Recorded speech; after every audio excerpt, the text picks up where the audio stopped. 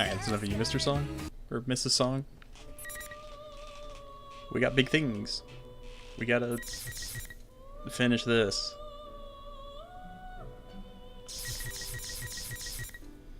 And we get to start with GA.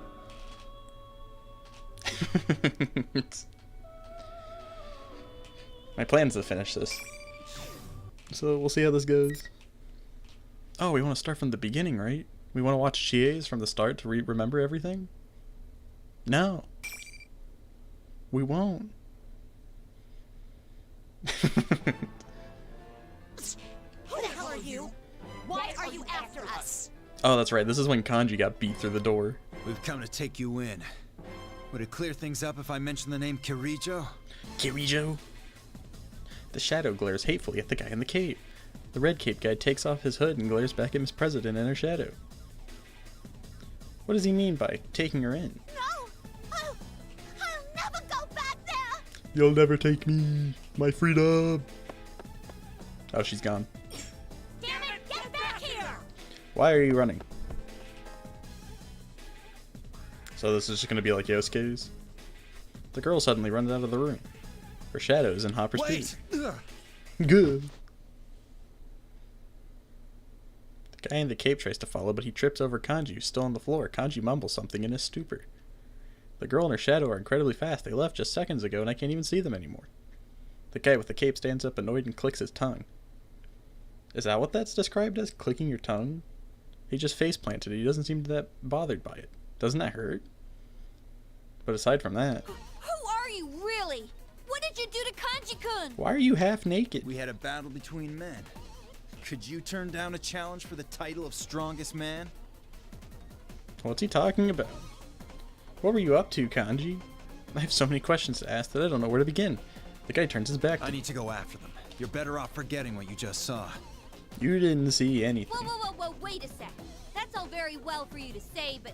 Hey, I said wait! I'm showing a bet I have to fight Akihiko. Before I fight Labrys, and Labrys, and then Labrys again. Without another word, he runs off. Talk about a one-sided conversation. Couldn't he have at least said his name? The guy is so bizarre. I couldn't sense him approaching at all, and I can't track his presence now either. Rize bites her lip in frustration. She doesn't look well. She must have been concentrating hard this whole time. Of course, she's been under a lot of stress up till now. I need to let her rest a bit. Hey, Rize-chan, take care of Kanji for me. Oh, well, you're not going to let her rest at that rate. Huh? Are You're you going to going leave after Kanji. it? Of course. No way I can leave that red cape weirdo or Miss President be. If she can't pursue them with her persona, then I'll catch up to them on foot. The basics of police investigation are... Oh, that's right. The police investigation are in the legwork. After all, I forgot her whole thing was the whole police thing. You better be ready for when I catch up with you, Mr. Red Cape. A cape.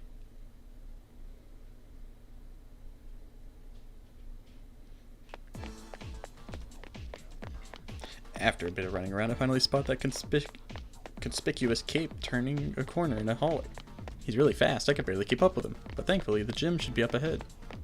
Even though there's no way to be sure of that. Good, I can take him on from here. Hold it right there, Buster! Stop right there, criminal scum! The guy stops to look back at me and frowns. He doesn't attempt to run off again. Did he have a change of heart? No, that's Persona 5. I don't know what's going on, but now I can catch up with him. You're gonna tell me what's going on! Who is that Labrys girl? Is she really a machine? And why are you after her? What are you gonna do once you catch her? What good would knowing that do you? What? I'm here on a certain mission. You could even call it a duty. My resolution is nothing like yours, based on curiosity. I'm here to murder. A duty? And now you have to fight. He wraps his knuckles on the air. He wraps his knuckles on the air behind him and then and there's a sound. It seems like there's another invisible wall keeping him from going on. Ridiculous Grand Prix is still going on. What? Wait, you mean... I quickly turn around and check the section I'd just come through. When I reach out my hand, I feel a wall again. We're trapped. So, like, Dewey... This time, it's not for me. That's what you get for coming after me so recklessly. The rule that one opponent must be defeated is still in effect. Yeah, Chie. You big dummy. One of the tournament's rules, you can't leave if you don't fight and win. In other words, in order to keep following the girl, I have to fight this scary looking dude, who totally hasn't fought bears, and slammed Kanji straight through a wall. I'm sure this guy has to be a Persona user too. He said that he'd come to take her in. I'm guessing he came through a TV of his own. Do I have a chance of beating this guy? No, I can't doubt myself. I have to do this. I muster up all my courage and square off against him. Alright, I accept. Huh. Why are you willing to go to such lengths to catch up to Labrys? Labrys. So I guess that's this Miss President's real name. I don't know why. I just know that she was in pain. It's because she saw hallucinations of us and thought of us as her friends. I don't know if my reasons are better or worse than yours, but I can't turn my back on her.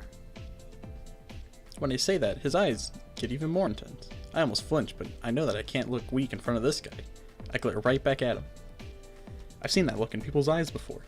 I've seen it in people acting with determination that never wavers, in the eyes of my friends while we fought so hard all through last year. I can't look away from that strength of resolve. That's when his expression softens slightly and he answers. Alright. To answer your questions. Oh, he's gonna talk? What you saw was the 5th generation anti-shadow suppression weapon Labrys. I'm surprised you even remember that name. She was given a heart so she could use a persona. A weapon? Then she really is a robot. But she's so cute. And she even sounds like a normal girl. You're telling me robots can't be cute? Oh, so that's Jeez, what her GA. last memories were about. And since she has a heart, she has a shadow too. She has a shadow. Do you mean the thing where there's 2 of her? I nod and tell him about how this world works, especially about the shadows. I'm not great at explaining things, but I've already told Labrys not too long ago, so I should know what to say, I hope. The guy in the cape listens quietly, nodding now and again as if he understands everything I'm saying. I get it now. The mastermind behind all this isn't Labrys, but her shadow. I think that's it anyway. She didn't have any memories and thought she was the student council president. But I wonder what's with this tournament. What could she have wished for to make this happen? I have some suspicions about that. Labrys may have been forced to do some inhumane things while she was in development. Her original circumstances may be related to the setup of this Grand Prix. I always think Akihiko's dumber than he is, but he's actually really smart. It's just, they make him stupid.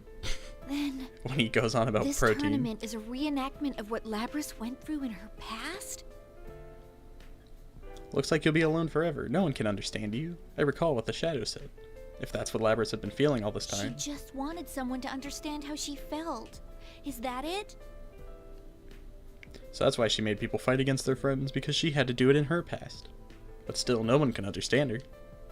That may be what the shadow was saying. I was doubting her too. I didn't even try to believe what she was saying. Even though my way of doing things wasn't great. I'm starting to get lost in my thoughts, but the caped guy speaks up. That's all I can tell you. If you still want to search for her, you'll have to defeat me to move on. If you want to say you're her friend, well then to beat me up. I search for the right words within me. I need to think it through before I say anything. I can see the strength in his eyes waiting for me to say the right things.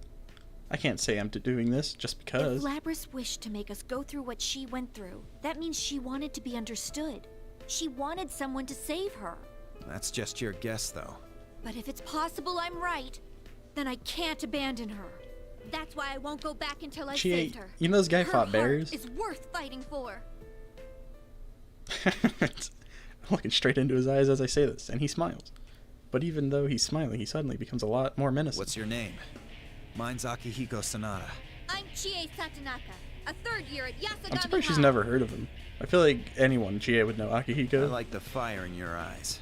Then let's fight. And see whose passion comes out on top. I feel like she would have been the one to hear about him being a boxer and all that. Seeing that she's in the martial arts.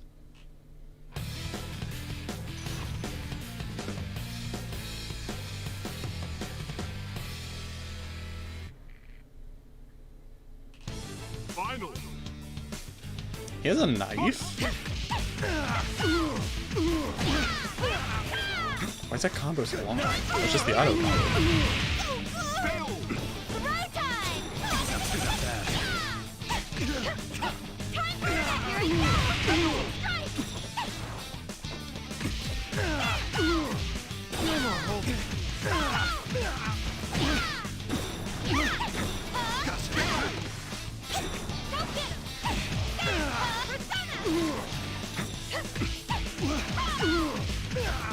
I don't care to do the finishers against this guy.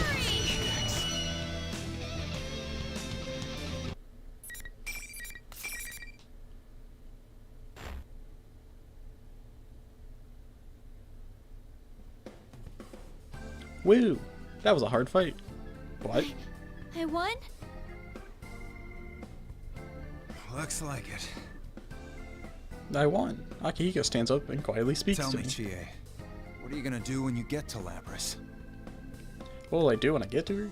I need to answer this properly too. I'm gonna talk no jutsu. Now that I've won, I can't half-effort anything. Gonna apologize for saying such awful things to her. But that's not all. It's funny because I don't even remember what you I said to her. want to talk to her. Really come to an understanding with her. Even if things are too painful for you to endure on your own, you can still overcome them. This if is what you have happens when they friends hit you to with a help. to be continued. I know that. And I want to show her that too. That's why I won't let her be alone. No matter what. Did Chie even interact with Labrys at all? Or all that much? Ugh, it's no good. I wanted to be strong and straightforward, but my feelings got ahead of my brain, and I couldn't say it or say it the way I wanted to. I mean, it's kind of embarrassing, but that's honestly how I feel. I stand there sheepishly, but Akihiko's expression softens and he smiles. It's not the same as the determined smile he had before. This is a kind one. You remind me a little of my friends. Your friends? I'm sure you'll be able to do the right thing. Do what your heart tells you. Which friend? With that, he takes off his cape and sits on the ground. He hasn't said anything more, but I can tell what he means. Hurry up and go in my place. That's what he's saying, Okay. right? Thank you very much. That's not what he's saying. Akihiko's sitting there pouting because he got beat by a teenage girl. I thanked him before I realized what I was saying. I mean, Akihiko believed in me. Even though we just met, he's placing his faith in me. I may not be the best talker, but we communicated with our fists, and we've come to an understanding. Then all I can do now is run. My legs, my heart, everything feels light. I should be able to reach out to that girl now, for sure. Dang, I can't believe I lost. I finally made it back. While I was on the way, Rize contacted me. Labrys and her shadow seem to have returned to the announcement room together. If they're together, then it most likely means that Labrys has been taken captive by the shadow. If they're in the same place, then Akihiko and I were made to fight just to buy them time. Luckily, Rize says that she's already escaped to a different room. She's complaining about how heavy Kanji is too. I guess he hasn't woken up yet. In any case, when I open this door, it'll be a one-on-one battle against the shadow. I take a deep breath and open the door. So I feel like these are all just gonna play out the same. Oh, Labrys? Are you here? That man told you to come here, didn't he? That man.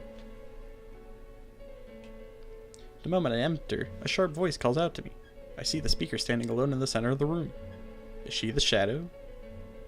No, this is Labrys herself. Of course, her shadow has to be watching from close by too. I can't let my guard down. No, he didn't. I came here because I wanted to.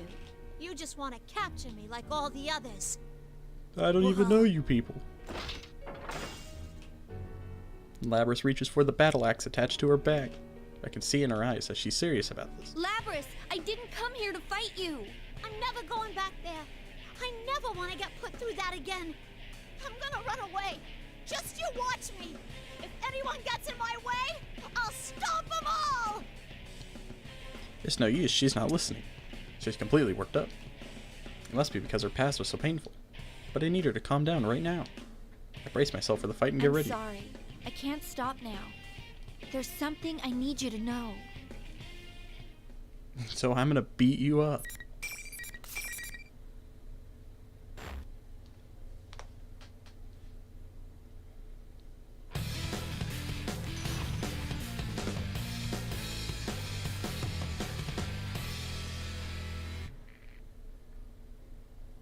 Finally. Wobble on me! That was close! Protect me, please!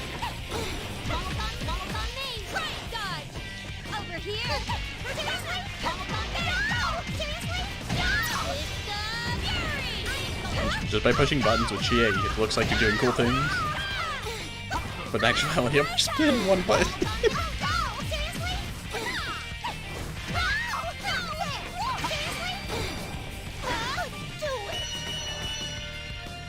No wonder people play this character.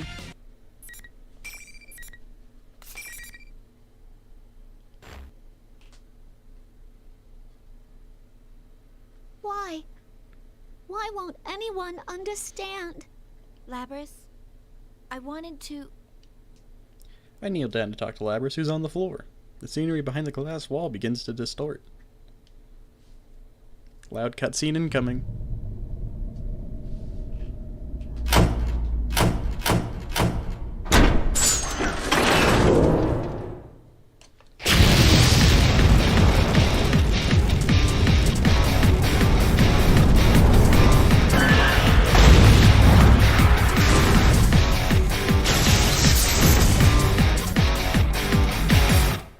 It wasn't that loud.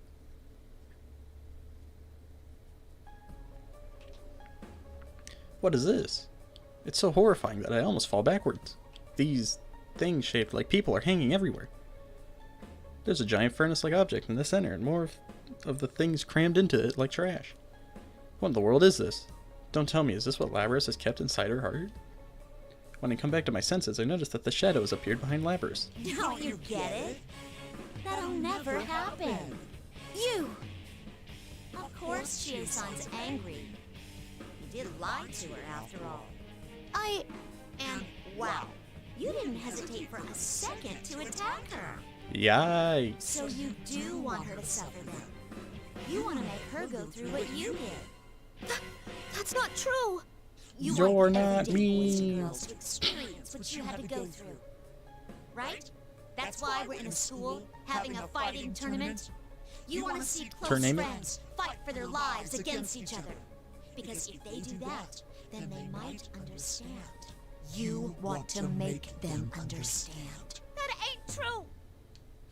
Labrys clutches her head. I try to reassure her, but nothing I say seems to reach her. It's like the shadow is the only voice she can hear. The shadow twists its mouth into a smile and continues whispering into Labrys' But ear. it was all for nothing. It just left you more of an outcast than ever.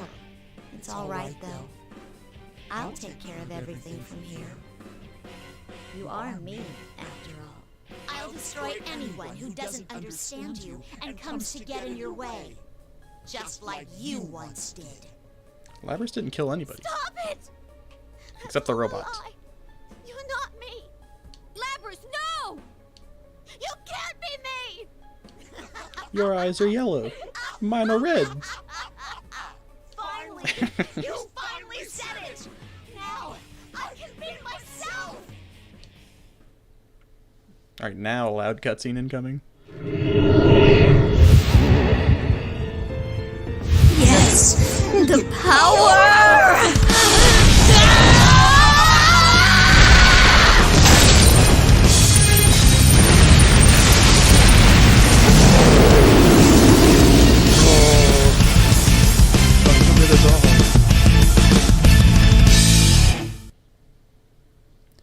My ears.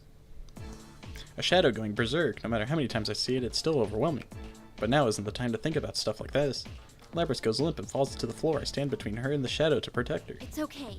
Just wait for me. I'm exhausted from today's series of battles. The shadow has an immense power. And even worse, I'm all alone in this fight. It's unlike anything from last year. But I'm surprisingly confident in myself. Of course I'm nervous, but I have a strong resolve and it makes up for any fear I might have. I mean, this is my wish after all. It's my dream too. I'll make sure to protect you. If this is about wanting to protect someone, I damn well won't lose. Time to murder the robot.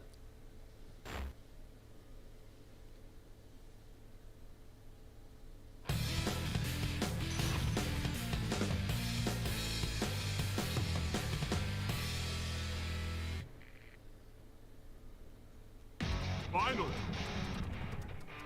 Fight!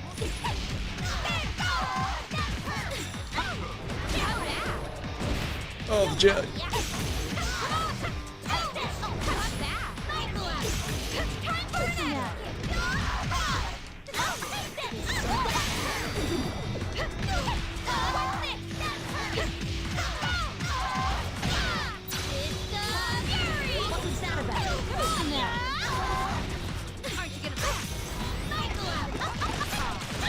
I'm not done.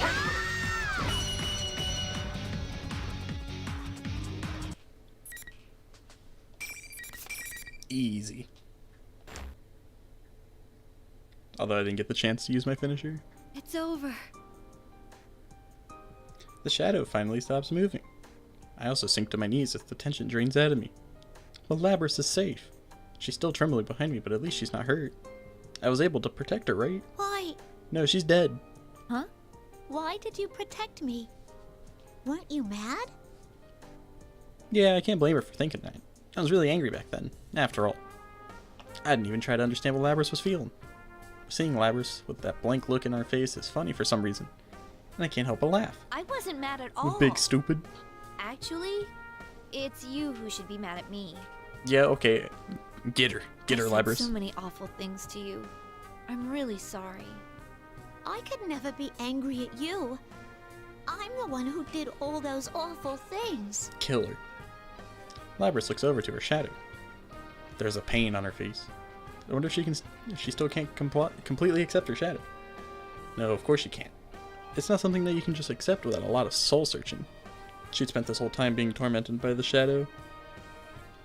Considering that Labrys seems like a serious person, she might be the type to think everything is her responsibility. But that's not true. There's no need for her to bear this alone. I want to tell her that so badly right now. Hey, about this Grand Prix. I mean, yeah, it was tough, but it wasn't all bad. Huh? It taught me a lot of important things. It also let me beat up my friends. I never get a chance to do that for free. My weakness. The ambiguity of the dream I embraced. And I also was able to remember again the fact that I'm not alone. Just as the shadow said, my weak self may never completely disappear, but I can face them. I mean, I have friends with me after all. I'm not alone. That's why I'll be alright. I'll overcome it no matter how many times I need to from now on. That's why I want to thank you. And your other self over there, too. I still don't know what kind of pain you've been through, so tell me about it. I want you to tell me everything, like how you feel and what you're thinking. I want you to tell me as I take you into custody and put you in jail. Tell you about myself? Mm-hmm. I'll listen. If you have something that's too painful to bear alone, then let's work it out together. Together? GA just arrests Labrys. I'm not alone anymore? I'm taking you into Dojima. I nod back to her. After hearing my words, Labrys finally looks up and looks to her other self. She's still trembling, but she isn't looking away anymore. I was so bad at explaining myself, but I think she understands what I was trying to say. Labrys stands up and walks toward her other self. I watch her as she walks over to the shadow, standing tall. Her posture tells me how she feels. It says, I'm alright now.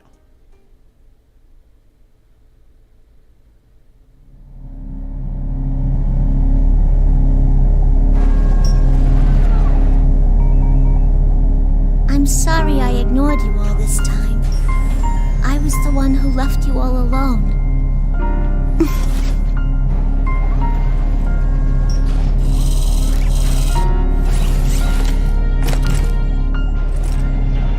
No, you are me, after all.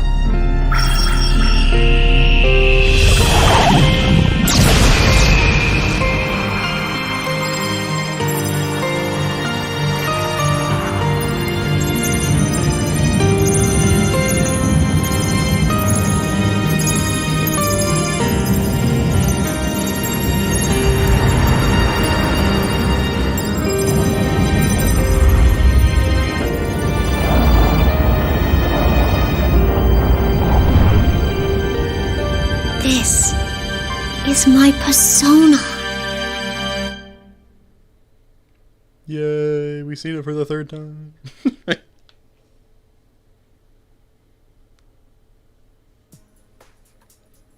Now that Labrys has accepted herself, she turns towards me. That's when she finally smiles. It's a smile from the bottom of her heart that I can tell she's never shown to anyone before. It makes even my heart skip a beat. Man, this girl is really pretty. I take Labrys with me and we go to get everyone who has been trapped by the walls created by the tournament's rules. Since the real mastermind is gone, the invisible walls have disappeared and everybody should be free now. We go around to each place.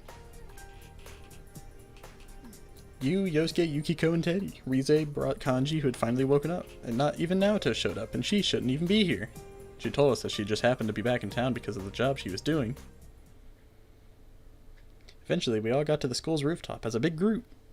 When we opened the door to the rooftop area, we see something surprising. This isn't the rooftop at all. Instead, the area before us was that studio-like place that we had used as the entrance area to the TV world during the case last year. It should have disappeared after that, but it looks like it got all restored when Labrys entered the TV world and the school was created. True, once the Midnight Channel started airing again, people would start talking in interest, like last year. So maybe that's why the studio place came back. Still, the investigation team is back together again. This would be the perfect time. Labrys was hiding behind me, but I reached around and shoved her in front of me towards my friend. I have someone to introduce to you guys. This here is Labrys-chan. We already know her. Chie-san? I explain everything that's happened to everyone. I tell them that Labrys is a victim of the events that took place here. And even though she has an obviously mechanical body, her heart is that of a human. Her shadow had come out of her, and was the one who masterminded this tournament, but Labrys has accepted it and everything's been solved. And everything else that I may have been forgetting right here. This is the third time today that I've had to explain all this, so I think I've gotten pretty good at it. Labrys looks anxious while I talk, but the first one to speak up after I'm done is you. I expected as much. He is our leader, after all.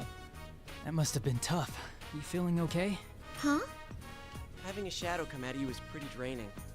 Seriously, I was ready to collapse for a few days. She's a robot. She doesn't have stamina. Mm-hmm. It's amazing that you're able to stand like that on your own. Labrys looks back between me and everyone else with the utter surprise. No one minds Labrys, and they keep trying to talk to her, all speaking at the same time. Could it be because she's a mech? Wow! Isn't it cool for a mech like her to have a She's heart? not a mech, she's an android. I can't think of any way it could be weirder than an idol, a detective, and a tame shadow, but here we are. I don't know. I think Teddy was even crazier. The way he grew a body inside of himself from Yeah, scratch. Teddy was much crazier than a robot. I am more intrigued by her than Teddy, though. May I examine your internal Of course workings you for are. a bit? Now, Chun, if you're going to touch anyone's internal workings, do mine. Oh, we're gonna dissect Teddy? With all due respect, I shall have to decline. Man, I don't blame her for going all quiet right now. I tap Labrys on the shoulder, seeing that she's at a loss for words. What's wrong, Labrys? Oh, well, I thought that everyone would be angrier. That's what I thought. But Labrys, you got it all wrong. What would we be angry about? Now that it's over, it wasn't all that bad. Yeah, we only had to beat each other up. Ooh, the battle to decide the strongest man was pretty intense, though. Huh? Is that what it was about? Well, they may be taking it in stride a little more than is normal, but no one would hate you, Labrys. Alright, come on, Chie. Wrap it up. Labrys looks at each person's face. Everyone's smiling, aren't they? I'm not lying. Chie-san, thank you so much. Jeez, you're so formal. You can just call me Chie. We're friends, remember? Friends. You can just call me Yukiko, too. And you can just call me Prince Teddy. Prince. That's longer than your real name, though. Go back to the Wild Kingdom where you belong. Oh, would the carnivore like to join him? Ooh. What did you call me? Go back to the Disappointment Ranger Risantima hideout. The Disappointment Ranger Resentiment You've got it hideout. all wrong. Ressentiment is French. Mal is pronounced completely different from the man in Featherman. It seems he's smarter than he looks. We're wrapping up everything, so well, and Yosuke has to go on about stupid stuff. If we keep sniping at each other, or snipping at each other like this, Labrys is just going to pull back into her shell. And we just got her talking. Or so I thought. Labrys bursts out into laughter. That alone warms my heart. The case is finally over. The realization is finally hitting me. As I sigh in relief, some people appear behind Looks us. like everything's working out nicely. Come on, Chie, we gotta wrap this up. I'm trying to finish everyone's today. The red cape. It's Akihiko. Could the other two ladies with him be his friends? I sense Labrys go tense next to me. That's right. He said that he was going to take her back. I step forward as he's protecting Labrys, not that I'm making a scene about it, but just in case. So you're Satonaka. Akihiko told me about you. I'm Mitsuru Kirijo. In a way, you could say that I'm Labrys' handler. The beautiful woman in the coat introduces herself. Karijo? That sounds familiar. Didn't Akihiko mention that name too? I'm Aegis. Thank you so much for saving my older sister. I'm also a robot. Older sister? Then are you Labrys' younger sister? Wait, then are you a machine too? No, I'm human, stupid. Did you not look at my legs and shoulders? Yes. I too am a robot. Aegis smiles. I take a closer look at her and it's true. Her body is mechanical just like Labrys'. Wow, all these robot girls running around. This is so futuristic. Who in the world made something like them? Wait a second. Karijo? Does she mean the Karijo Group? That's a seriously gigantic corporation. And if that's her last name, then... Oh, crap. These people are from a completely different world than the rest of us. I unconsciously stand up straighter. I can't lose my nerve. I have to make sure I stand my ground. I can't let them take Labrys away. Chie-chan, it's okay. Just as I open my mouth with resolution, Labrys stops me as if she guessed what I was going to say. She steps around from behind me. Then she steps forward towards Mitsuru and the others. You've come to take me away, yeah? I'm ready. You'll never take my freedom. Labrys? Chie-chan, I can't ask for anything more. I've made so many friends. And you've all accepted me. I'll be okay now. But if you're caught, that's not okay. She went through so much pain and we just became friends too. I want to spend more time laughing with her. I squeezed Labrys' hand. You ain't squeezing that. Labrys looks slightly troubled, a heart-rending face that looks like she might be crying and smiling at the same time. I'm sorry to interrupt the heated discussion, but I have no intentions of sealing you away. Huh? Your shadow going berserk was an irregularity caused by this world. It wasn't due to any malfunction in you. Luckily, because of what happened, you are now in complete control of your persona. Isn't that so, Akihiko? Yeah, that's right. Akihiko nods along with Mitsuru's words. But Akihiko said wasn't there when Labrys gained her persona. As my gaze is wandered, Akihiko glances towards me in a significant way. Could it be that he helped us out? Not only is he strong, he's so understanding. He's a real man. Not gonna be locked up? Don't fall in love too fast there, Chie. Yes! I'm so glad for you, Labrys. This is like a dream. I can't believe this. Thank you, Chie. Labrys? Oh. It's time for her to be evil. Labrys suddenly stops moving. The way she stopped was odd. Akihiko and the others seem to have noticed as well, and they furrow their brows. That's when... It's not over yet. I hate this voice. Of all the voices they could have given it.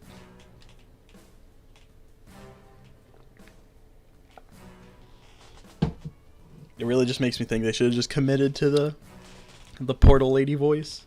What was that? That wasn't Labrys' voice. It's emanating from her, but it's completely different. Seeing this, Mitsuru seems to pick up on something we couldn't. Is this the same communication system we use? Everyone, step away from Labrys. Mitsuru raises her voice as Labrys brandishes her battle axe.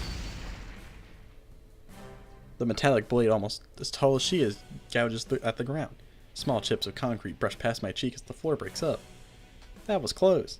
I mean, what's going on? I look back to Labrys in confusion, but there's no light in her eyes. What the? I like how when Labrys gets hacked, she only attacks whoever you're playing, and no one else helps. I cannot gain access. She is being hacked. It isn't coming from inside this facility. The signal originates elsewhere. You mean outside the TV? This is just a little extra resistance. Now, entertain me. The voice that comes back sounds nothing like her original voice. Within the blink of an eye, Labrys dashes towards me. There is no hesitation in her movement. If I don't brace myself, I'll be going down. Why do we have to fight each other again?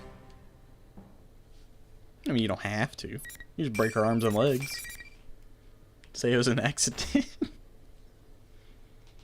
Or, you know, have Mitsuru, like, freeze her. You know, that would work.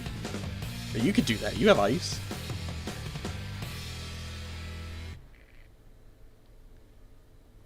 Final. Fight!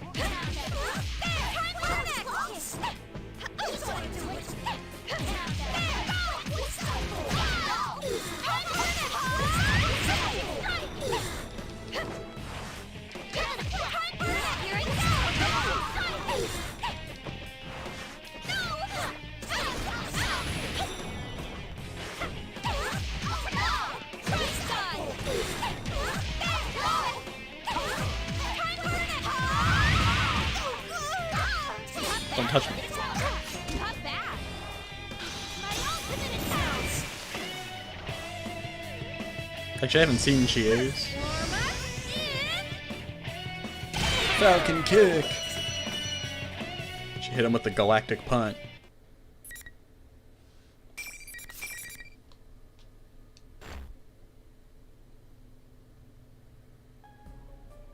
My, she was quite easily defeated.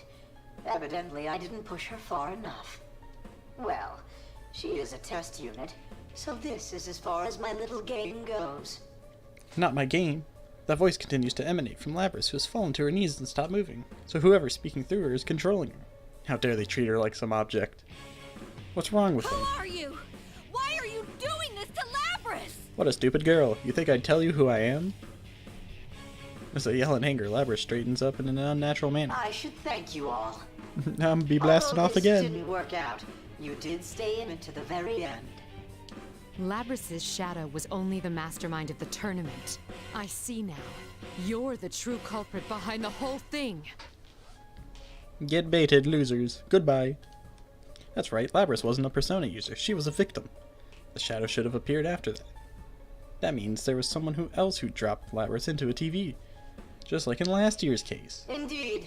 It was I who stole Labrys away. Since I don't have a persona And you were can't never to enter catch TV, me. I needed a puppet that could run amok for me. Labrys' persona was only partially awakened, so I had a feeling her shadow would appear if she underwent a little suffering. You got the better of me this time. You deserve to know at least that much. This time? Are you still planning something? Who knows? No A+ free. Oh wait. Hell, Labrys has a heart. Do you even understand how much pain she went through because of you? Labrys is being controlled from some place outside the TV. How much suffering do they think she went through? How could they laugh when she's in so much pain?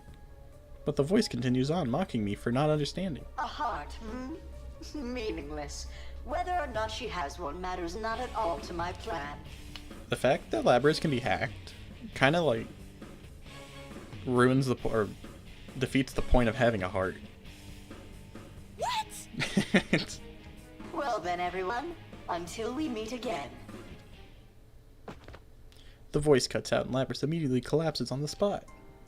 Igus instantly catches her and calls out to her, but Labrys is unconscious. I don't know what to do with my fists, so I begin swinging them aimlessly.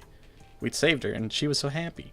Why did she have to be put through this? It seems whoever our adversary is, they're connected to us. You shouldn't get involved in this any further. From here on, leave this to us. Wait a sec! After what that bastard did to us, you're telling us to butt out? Yes, that's exactly what I said. Now go. I understand how you feel, but this is too dangerous for you. We will do our best to ensure that no harm comes to you. Trust in us and let us work. Bit. I'm so irritated that I can't put my thoughts into words. Mitsuru may be right, but that doesn't do anything for my feelings. I mean, if someone's going to say that a person's heart has no meaning, I can't just let them get away with it. Guys, let's leave this to them. Huh? I'm about to shout at Mitsuru, but Yu stops me. We should get out of here, he says. I know what he's getting at, but yes, I'm completely exhausted. I did fight some seriously intense battles, one after another. And some of us, like Rize, have been stuck in this world for so long that I'm sure we're all out at our limits. I mean, thinking rationally, I know that we need to go back home. Still, Labrys. Seeing Labrys unconscious in Igus's arms wounds me. Isn't there anything that we can do for her? Do we have to say goodbye like this? Why did you pop up? I look towards you once more when he winks at me. Huh? What? He's giving her the eyes. When we return to the real world, all the energy that has been powering me so far drains away, and I begin staggering. Everyone else appears to be in a similar state, and we immediately go our separate ways without much discussion. I went straight home and fell into bed, but I couldn't get to sleep. All these feelings are swirling around inside me, and I can't sort them out. Sheesh! As I toss and turn on my bed, my cell phone rings without warning. I look at it, but it's a number I don't recognize. I should ignore it. But it doesn't bother me that I'm getting a call right now. I decide to pick it up. Lo and behold, the voice I hear is the limousine. The call said to meet at a certain location the next morning. When I arrived, I saw an amazing limousine parked onto the plain country road. It's just, this thing is so long. Even if this were a movie, it would have to be a comedy. Nobody would ever believe, or no one would believe that a car this long and sleek would exist in real life. Can it even turn a corner? It's hard to see through the windows of this ridiculous limo, but I can see 4 people who are just as remarkable as the car itself. Labrys had called me last night, and the people in the car were Mitsuru's group. Thank goodness, she did wake up after all. Labrys! When I call out to her, Labrys immediately gets out of the car. Mitsuru, Akihiko, and Igus follow as well. Oh, and she's not carrying that axe on her back. I imagine that it would be hard to get into the car with that thing. I'm sorry for calling you here all of a sudden, but they told me we'd be leaving already. Also, if she had the axe on her back, people would be looking at her even more. The follow-up is oh, over look at this guy. after all. Our work here is done. I'm glad to hear that, Master. Master? Actually, I spoke a bit with Akihiko on the phone last night too. When I thanked him for helping us persuade Mitsuru, all he said was, it wasn't anything special, only did what was necessary. What an awesome thing to say. During that little chit-chat, I became convinced that what this person is striving for is very similar to my own goals. That's why I'm going to call him Master. I'll look up to him as an ideal until I can match his strength and resolve. Yeah, but you beat him, so clearly you're stronger than him. I told you to stop calling me that. No, you're my master. Though, I gotta admit, part of me has just always wanted to say macho things like that. But you're not a man. Ooh, yikes. A true man isn't bound by his sex. I see. Oh, tell that to My Naoto. apologies. Your leap of logic is so extreme it could reach the moon. Labrys giggles at seeing our banter. I can't help but smile as well. He sounds embarrassed, but maybe a little happy too. Still, You're going with them too, Labrys? to be honest, I wanted to be with her more. But if I said such things, it would just trouble Labrys, so I swallow those words. Labrys speaks to me as such things are going through my mind. Yeah. I decided I'm gonna work with Mitsuru-san and then... Yeah, I decided I'm going to drag out this conversation I'm more. gonna find whoever it was that set you all up and catch him myself. I won't let any danger come to you guys. So, this is just a short farewell. Labrys. I felt like someone gripped my heart. Labrys has been through so much worse than we have. All the problems she's had to face, yet she's going to fight for us? Whoever this culprit is, they can't be allowed to get away with doing this to her. Labrys has such a kind heart. For them to treat her like some object is just unforgivable. My happiness for Labrys, my anger at that guy who had controlled her, my frustration at not being able to help. I feel tears in my eyes. I look down, not wanting to see me cry. Or not wanting her to see me cry, but a large hand slaps me on the back. Your passion had a real effect on Labrys. You should be more proud.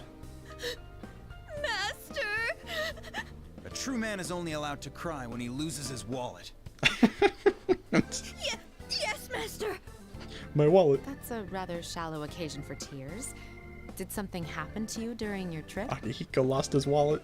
It's true that the mental scars one would face if one lost one's wallet in an unknown land halfway across the globe would be immeasurable. Better hope he didn't have a credit card or something. Ah, there they are.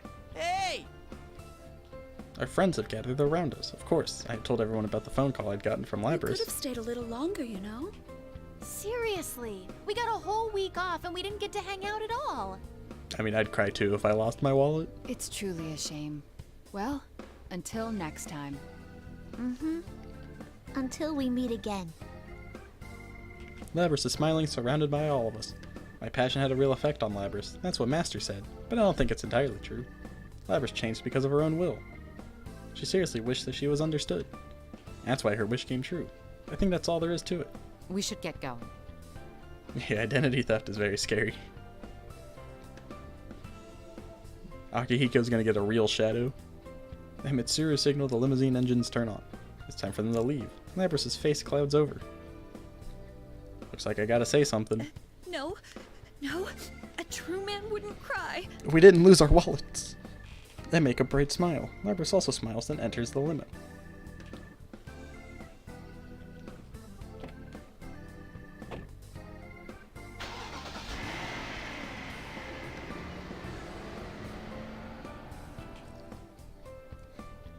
The car takes off. Labrys sticks her head out of the window and yells loudly. Chie! You suck. I'm really glad that I met you, Chie! No, it's no use. I'm the one who told her not to cry. Labrys is smiling just as I told her. Looks like I won't be a true man today. My wallet. After seeing them off, we held the long postponed reunion party for you. We were all feeling a little down after having to say farewell to Labrys, but that immediately picked our spirits back up. We were so happy that everyone was able to get together like this, we thought that it was possible, or impossible. There was one more happy surprise. Also, this doesn't mean that we won't be able to see Labrys again. I stretched out and looked up at the sky. Yep, Golden Week starts for us today. End. Later that night. Dear Akihiko-san. She's really writing to him. Don't you have a phone? Doesn't feel right. I crumble up yet another piece of paper and throw it into the trash can. I just can't figure out how to start this letter. I'm not really good at writing letters. Oh, maybe it's too formal. All those how to write professional business letter articles I looked up online aren't really helping. I take a deep breath and... To my master. Ooh, much better. I relax, and my pen follows the wishes of my heart. I don't have the best penmanship, but I think it's a lot nicer to get a handwritten letter than an email. How have you and Labrys been? I've been well. I've been doing my best while remembering what you said to me on that day. Do you remember? You told me that I would be able to do the right thing. You told me to never cry unless I lost my wallet. Well, you see, this is my wallet. That made me want to become a police officer even more. So, in order to catch the culprit, me and the investigation team are... Oh, crap! Phew! That was close. I'm supposed to keep that a secret from him. We're going to find the one who had been using Labrys. In other words, the investigation team is back in action. That was the big surprise that had come out of Yu's party. Yu himself was the one who suggested it, so we also were surprised. End. Nope, not again. Seriously, he had said, let's leave this to them, right in front of Mitsuru and the others. But it looks like Yu had other plans in mind right from the start. Man, if he can be such a convincing actor, I can't go spilling the beans in a letter. But to lie to Master? No, I have to lie to him. I can't let him find out no matter what. I crumble up the piece of paper again and throw it away. I guess this really isn't my thing. I'll give it another try tomorrow. I'll just send him an email. One last look at her room. Alright. I'll be able to do the right thing. I'm going to believe in those words and do my best to live up to them. I really want him to know that. Next to the letter is a Police Academy entrance exam guide. I bought this a long time ago, but haven't even touched it. I've got to face that someday too.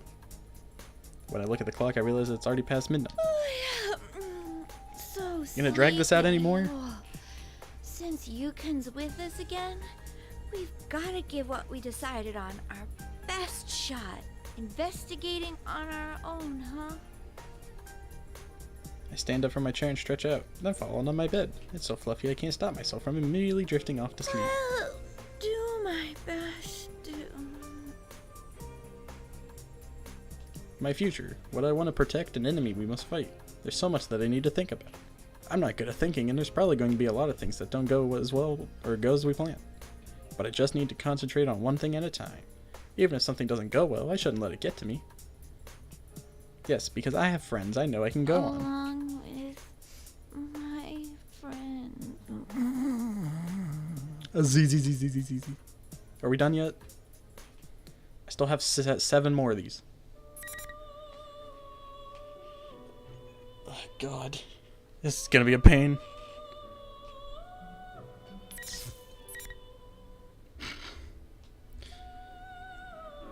I gotta do Yukiko's.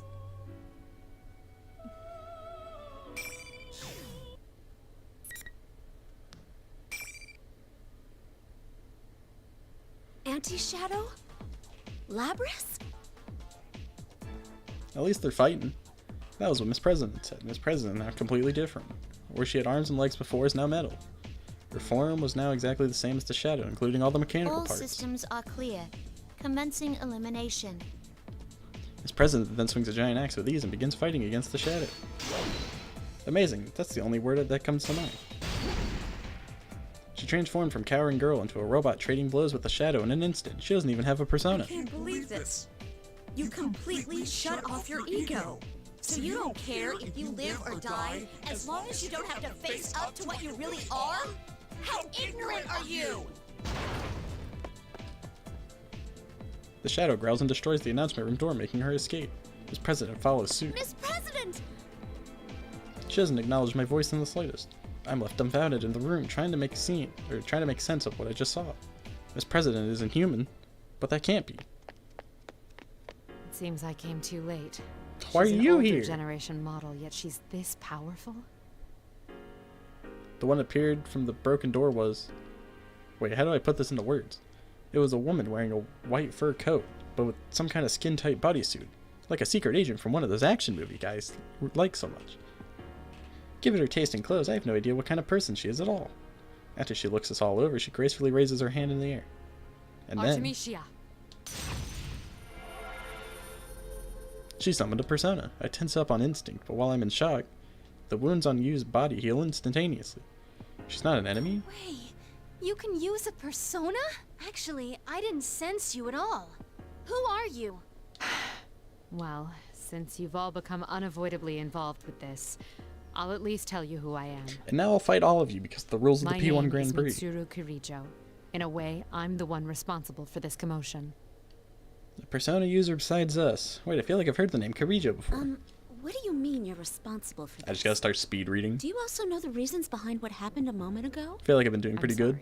But there's only so much I'm at liberty to tell you. Though it's only natural for you to have your doubts, I'll try and answer to the best of my ability.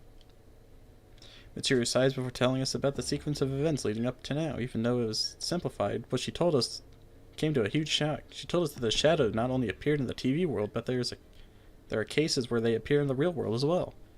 On top of that, there's a never-ending battle, and Mitsuru is leading an organization created to fight those battles.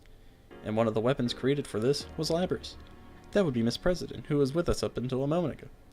Oh wait, I had a feeling that I heard the name Kirijo before. The Kirijo Group? It's not just a stock brokerage.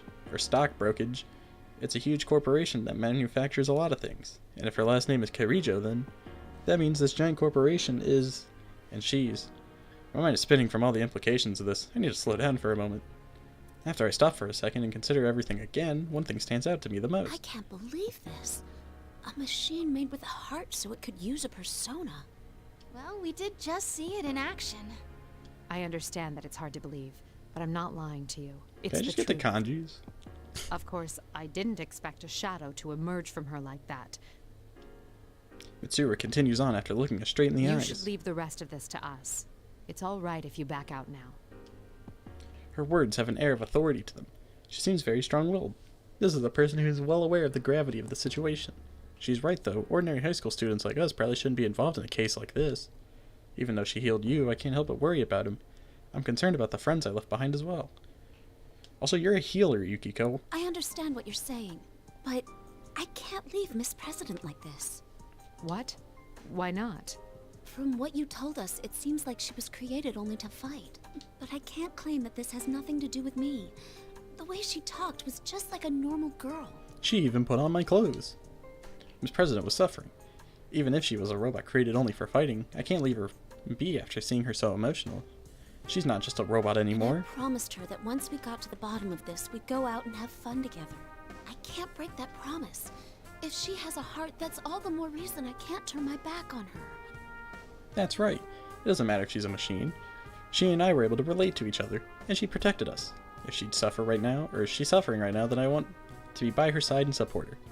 To Mitsuru, this seems like nothing more than an emotion-fueled plea coming from an unrelated high school student, but I still don't want to go back, or I still don't want to back down. I'd like to make a request too.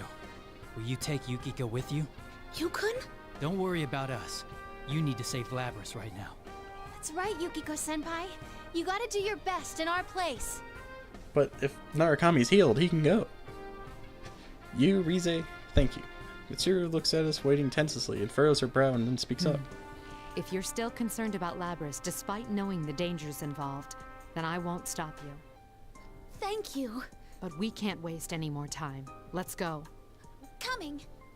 And then we're gonna follow them, and then Mitsuru and I will have to fight, and then we'll fight Labrys again, and then fight her shadow again, and then we'll fight Labrys a third time. Mitsuru takes the lead and exits the announcement room.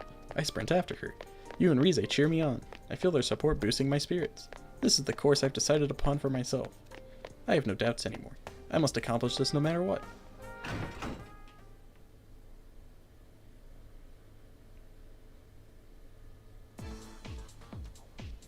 Follow Mitsuru and chase after Labrys. Those invisible walls are still in the way. Trying to chase someone down while being blocked at every turn is really annoying. We're eventually led to one of the empty classrooms and Mitsuru's face turns gloomy. Another one of those invisible walls.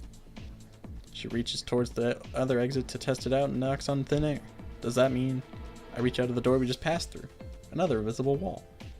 We can see outside, but we can't leave. Oh no, does this mean... Ugh, the tournament rules are still in effect, it seems. She plans to make us fight each other. I should have seen this coming. Mitsuru draws the thin sword at her waist as if resigned to the task before us. Don't tell me, do I have to fight against Mitsuru now? Even with her sword pointed at me, I can't bring myself to take a defensive stance. Seeing me like that, Mitsuru furrows her brow. She's turned completely cold, unlike a moment ago. If she's trying to buy time, that means the situation can still get worse. Just throw the match. We don't have much time. Let's settle this. Mitsuru-san! Is that as far as you're willing to go? Wasn't there something you wanted to protect? What I want to protect? That's right. I made the decision to come with her because I wanted to save Miss President. No, Labrys. But to fight against someone I just met for no reason? Mitsuru must have sensed my lack of determination because her expression becomes even more stern. Let me clear up any misunderstanding you may harbor.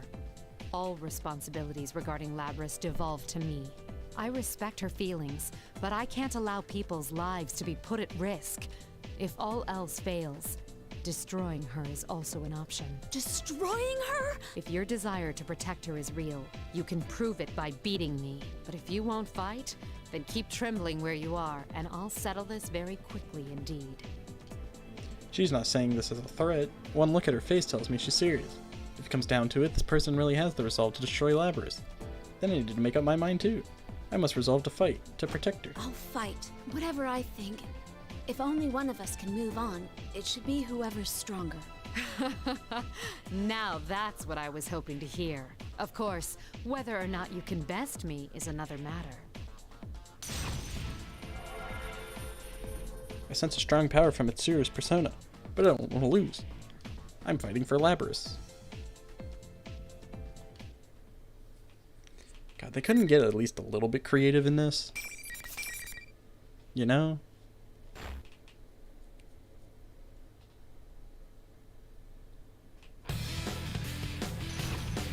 At least Kanji's will be wacky. Because his ended on the shadow. Shadow Kanji. Final.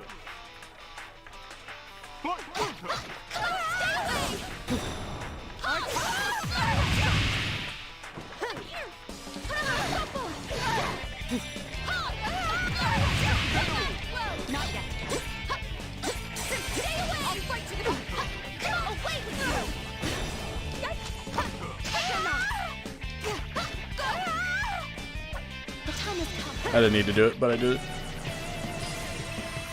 Race 3. Cherry Blossom Storm!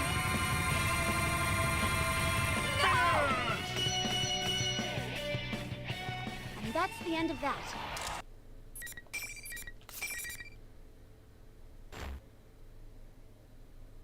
How did Teddy Well done. You have proven your resolve. I don't remember. Upon saying so, Mitsuru smiles. Seems that the sternness she had before the fight wasn't Now, genuine. go after her. I'm confident that you can salvage her heart. Even though she had spoken about destroying her like an object before the fight, she just said her heart. Could it be? Did you let me win on purpose? I object to the question. I don't indulge people in critical situations like this. Yeah, she's right. The stern words Mitsuru said before we fought may have actually been an attempt at kindness on her part. Me going forward instead of her means that if the worst comes to worst, I will have to make that painful decision myself. If you think of it like that, losing on purpose wouldn't be kind at all. I chide myself for having such soft thoughts. Saving someone's life isn't important that you can do it half-heartedly. It was the same with last year's case too.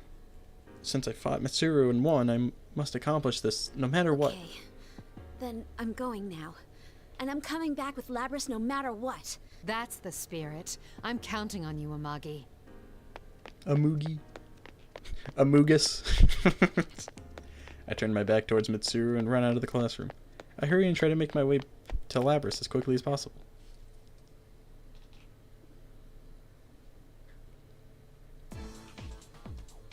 I proceed down the hallways once again, led by the invisible walls.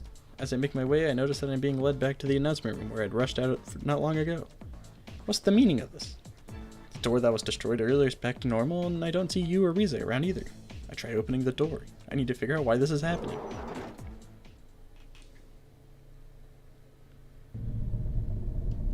I'm just gonna skip it because it's just the room turning to red. What's going on? I feel like I'm going insane. When I open the door, the scene beyond the window is completely changed. There are tons of grotesque things that are shaped like people. This seems entirely different from the announcement room I was in earlier. Labrys and her shadow are fighting within the sinister red world and trying to destroy each other. Labrys, please wake up! Wake up! There is no light in Labrys' eyes. She's expressionless, like she really is a machine. She looks entirely different from when she had called herself student council president. Is this Labrys' true form? No, that's not it. You don't have to fight like that!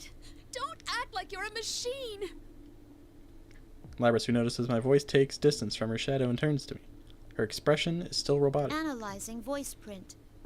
Identity confirmed as Yukiko Amagi. Yukiko Amugus. Yukiko Amagi. We made a promise to each other. You just have to be yourself. Yukiko-san? Labrys' eyes look different now. They're not the eyes of a machine anymore. They're the eyes of the girl I've come to know in this short time. But once she drops her mechanical nature, her precise mechanical movement lose their rhythm. The shadow who had been watching us distorts her lips into a smirk and seizes upon this opening. Oh, really? After she lied to you and used you all this time? Okay, so at least I don't have to fight Labrys. First, you deceived her by acting human. And now that things aren't going your way, you've decided to be a machine instead? Why don't you just give it up? Just tell everyone how you really feel. You're not me. Everyday boys and girls to experience what you had to go through. Right? That's why we're in a school, having a fighting tournament. You want to see close friends fight for their lives against each other. Because if they do that, then they might understand. You want to make them understand.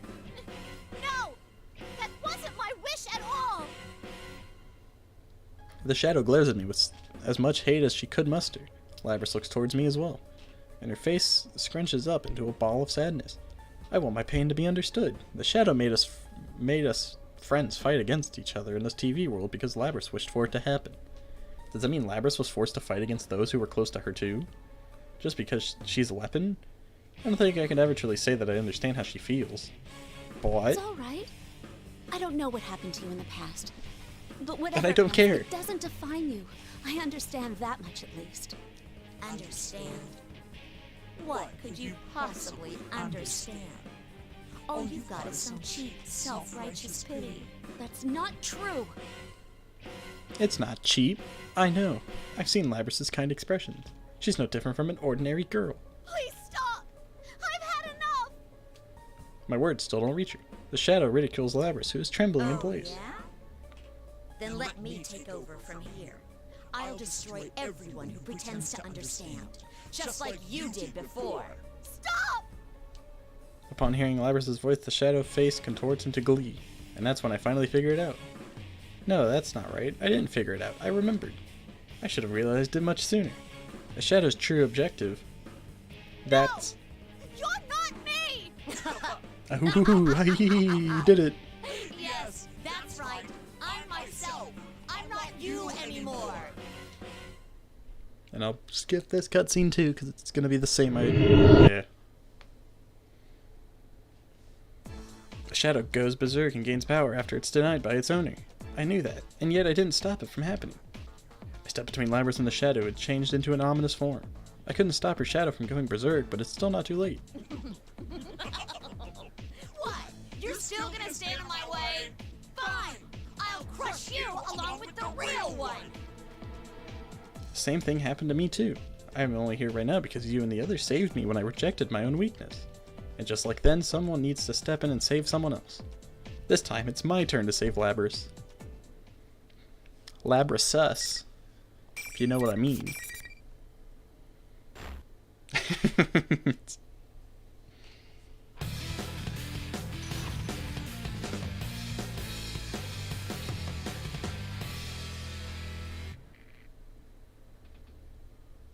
Final.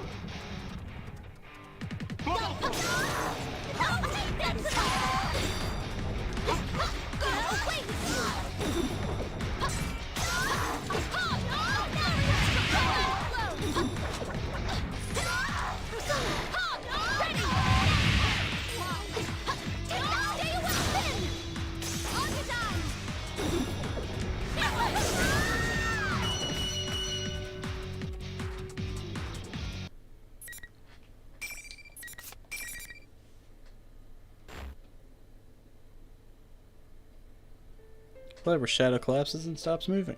Thank goodness. It seems that I managed to win. All that's left is for Labrys to accept her shadow and it should put an end to everything. But the weight of the past Labrys is harboring isn't a normal thing. When anyone goes through tough times, the wish that normal people would experience their pain arises in everyone's mind at one point or another. But the pain from her past comes from her being forced to kill her friends. It's incomparable to the problems I needed to face last year. If I were forced to take Chie's life with my own hands, I think I would go insane. I wonder if she'll be okay. Yeah, but if you had to take the lives of anybody else, you wouldn't care. Labrys. Only Chie. I call to Labrys while my heart is pounding. Labrys answers in a teary voice. I have to support her. There's no way I can understand everything she's gone through, but that's precisely why she needs my support. Why? Why did you save me? You already know I'm a machine. I'm a machine that's supposed to protect people. But because what they did to me was so painful, I took it out on other people too. So why are you? It's okay. You must have suffered so much. I'm sorry. You went through so much pain to protect us. But it's all right now. I won't let those things happen to you anymore. This wouldn't be so bad if I didn't have to read so much. Labrys looks up in response to my words. When I think about when Labrys protected us from her shadow, how she closed off her heart and reverted to the mechanical self that she never wanted to show anyone, my heart aches. I never wanted her to have to go through that again. Labrys has already lived through so many painful experiences. Because of that, I can never truly say that I understand her feelings, but I'm sure that I can at least protect her so that she won't have to go through this anymore. It doesn't matter if you're human or not. Like, having to read them have, like, similar thoughts, every different character. I'm your friend. It's a little tedious. We made a promise, remember? Like, I don't care to listen to them say the same things, but having to read it over and over again. You want to be friends? Be friends? We're friends already. That's why, if you're going through tough times, I'll always be there to help you through and protect you. Labrys seems genuinely surprised. She probably doesn't realize it, but she doesn't look anything like a machine when she makes faces like that. I can tell that you truly have a heart. I faced my own shadow too. Well, she has a plume of dusk. I wanted to blame everything on someone else because I felt so powerless. I was waiting for someone to do my work for me. I wanted to escape from my life, so I dreamed that a prince would take me away. But my friends helped me realize that was just me trying to run from my problems. I recount my own experiences for Labrys. It's the same as what Labrys went through a moment ago. She had feelings, experiences that she didn't ever want other people to know about. The truth was too painful to accept, so she rejected it. Labrys has a heart, just like I do. The reason I could accept my weakness and fight this to the very end is because I had my friends helping me. I had friends who worried about me, who stood beside me. I wasn't alone. I smile at Labrys, just as you did for me back then. That gave me unimaginable strength. You're not alone anymore either. I'm sure you'll be able to find a place where you belong too. Admitting your own weakness is scary. No one wants to see their weakness. But I know that it's possible if you don't have to face it alone. When Labrys hears my words, the light returns to her eyes. I can sense a strong will from her. That light must be from her heart. I'm so glad that my words got through to her. Labrys nods reassuringly and then begins walking towards the shadow. She takes the steps towards her own weakness. Maybe you are me. But we're not gonna watch this again because I'm sick of it. Sorry, Mr. Cutscene. I've seen you 4 times now. Or 3 times. And I gotta see it another 1,000 times. Before long, Rize contacts us. She must have sensed the shadow's disappearance, and we managed to join up with the others. The invisible walls and the tournament's rules both seem to have stopped when Labrys accepted her own shadow. As Rize uses her persona to contact everyone and tell them that everything's been solved, some of us are surprised to discover that Kanji is here as well as Naoto, who wasn't even supposed to be in Inaba today. Rize tells everyone to meet up on the rooftop. From what she says, the studio-like space connected to Juna seems to have been restored here. The 4 of us immediately begin to head towards the entrance, but Labrys stops. When I ask what's wrong, she responds anxiously. Didn't she just say we were on the roof? Can I really come with you? How many more characters are left? 6. After Yukiko. Seems like I'd just be a nuisance. What do you mean, But nuisance? But I feel like after Yukiko, the characters should at least get more entertaining. Well, at least Kanji's. You know, I'm a machine. There'd be all sorts of problems. There would? What does she mean by problems? Compared to Teddy, I can't think of any possible issues Labrys would cause. Are you saying Sad it face. wouldn't bother you and your friends? Wow. You sure are cool about all of this. Don't worry, we're speeding through Yukiko's right Jeez, now. Labrys, you sound more human than a lot of people out there. If I were you, I'd brag about it. You don't think it's cool being a robot and a persona user? It's unique, that's for sure. In any case, there's no way you'd be a nuisance. We'll get to Adachi as fast as we can. You and Rize both laugh out loud. I can't help but giggle along with them. Considering our circumstances, there's nothing at all that weird about Labrys. She's now a good friend of ours, no different from anyone else. And then we'll get to the roof, and then Mitsuru's group will be there, and then... Hey, there they are. Welcome back. Oh, Yosuke's already here. Yukiko! You really outdid yourself this time! When we reach the entrance area, Yosuke and Chie call out to me. They've been worried about me ever since I fought against them. Teddy notices that Labrys is with me and immediately dashes over with glee. Are you okay, Miss President? I was so worried about you. Huh? Those hands and legs, are they accessories? You're so meta-luring. Meta-luring? I can scarcely believe my eyes. The Kirijo group's humanoid weapons actually exist. Also, when we get to Teddy, you'll get to hear my awful Teddy impression. So that'll be fun. Naoto seems to know a bit about her already, but yeah, considering that everyone is here, I think now is a good opportunity to introduce her. I tell everyone everything that happened with Labrys with some help from you supplement comments. After I finish talking, silence washes over the rooftop. Labrys has fallen silent too and looks nervous. Kanji is the first to speak up. I don't really get what's going on, but everything worked out, yeah? So I'm glad everyone's all right. What's with the jumping to conclusions? You're one of the things that got us into this mess, you know? Yeah, Kanji. Well, that was anyone could have done that. Actually, are you feeling okay? You're not tired or... Oh, what am I saying? Of course you're tired. Huh? No, I'm fine. I don't have stamina. Isn't there something wrong with this picture? Shouldn't you guys be pissed at me and all? Huh? What would we be mad about? Nah, don't worry about it. We're cool. Pretty much all of us have caused trouble for each other because of our shadows. Yeah, especially Kanji-kun. Me? That's not fair. I never saw your guys' shadows, you know. Naoto's was pretty crazy, at least. Don't drag me into this. I mean, after the epithet given to Kanji-kun, I imagine that his shadow must have been far, far worse than mine. No, his was gay.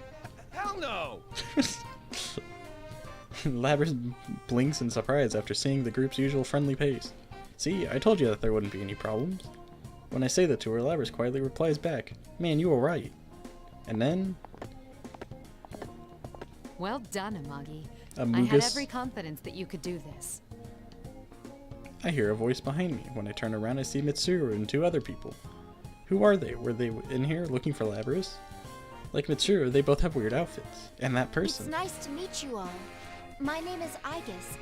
Thank you very much for saving my sister. The girl with a body similar to Labrys seemed to have noticed me looking at her and addresses me. Sister, does she mean Labrys? And then that means... No, that's Chie's sister. What do you mean? What? Excuse me, but I mean, are you also... Can you give birth to robots? I too am a robot. She's kind of a later version of what Labrys was built for. Oh, I'm Akihiko Sanada. I'm Sorry for all Akihiko the Salami. So Aigis is the robot, and Akihiko is the one wearing a red cape. Okay, I've committed them to memory. Got it memorized?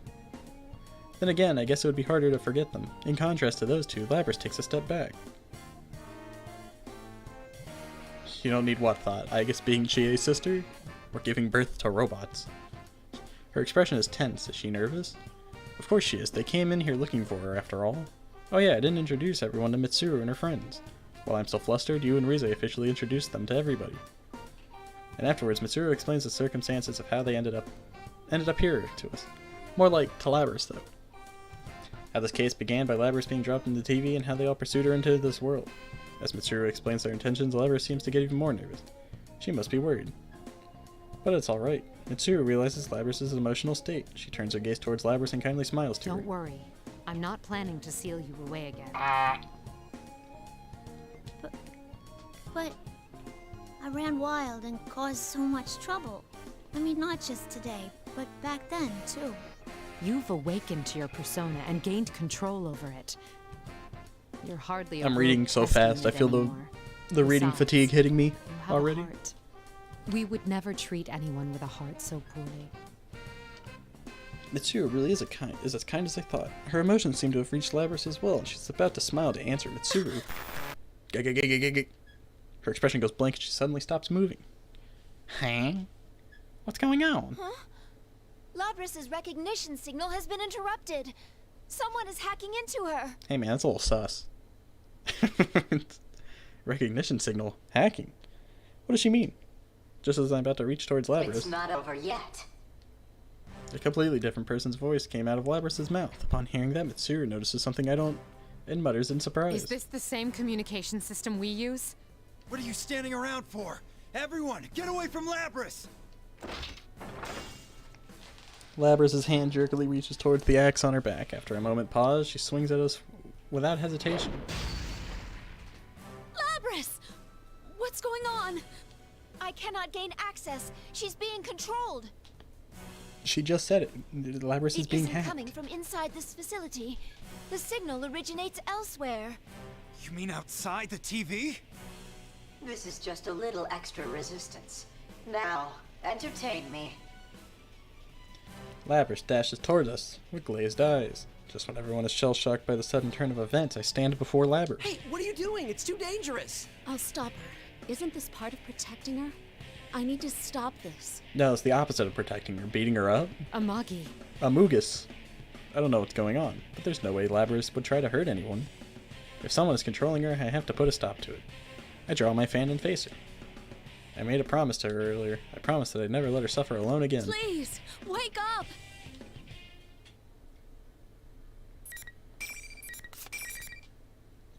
Help me. The reading fatigue. It's hitting me.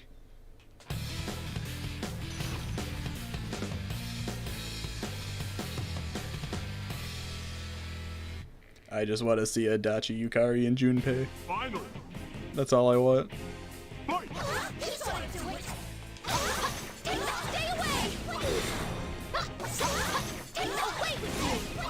Also, I don't get why they just didn't use normal Labrys here. They used the shadow version.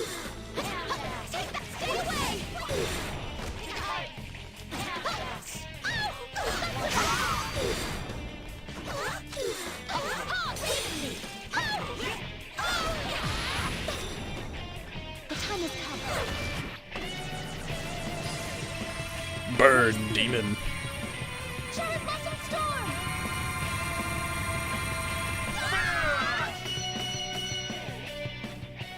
And that's the end of that. Cherry Blossom Storm.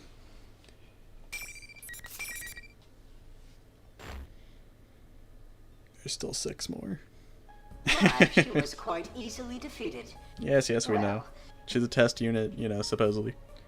A distinguishedly carefree voice emerges from Labrys, who has ceased moving. Her eyes are still lifeless. My friend Labrys still hasn't returned. An uncontrollable fury rages through me, and hearing that voice describe her like some broken toy. Who are you? Give Labrys back!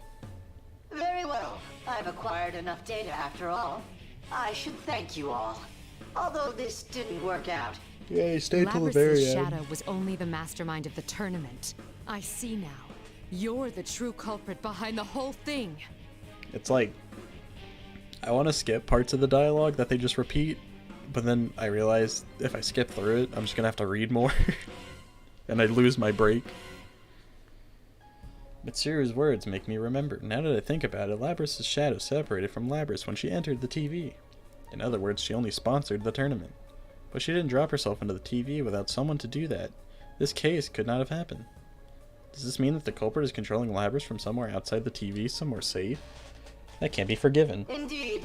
It was I who stole Labrys away. Since I don't have a persona and can't enter a TV, I needed a puppet that could run amok for me.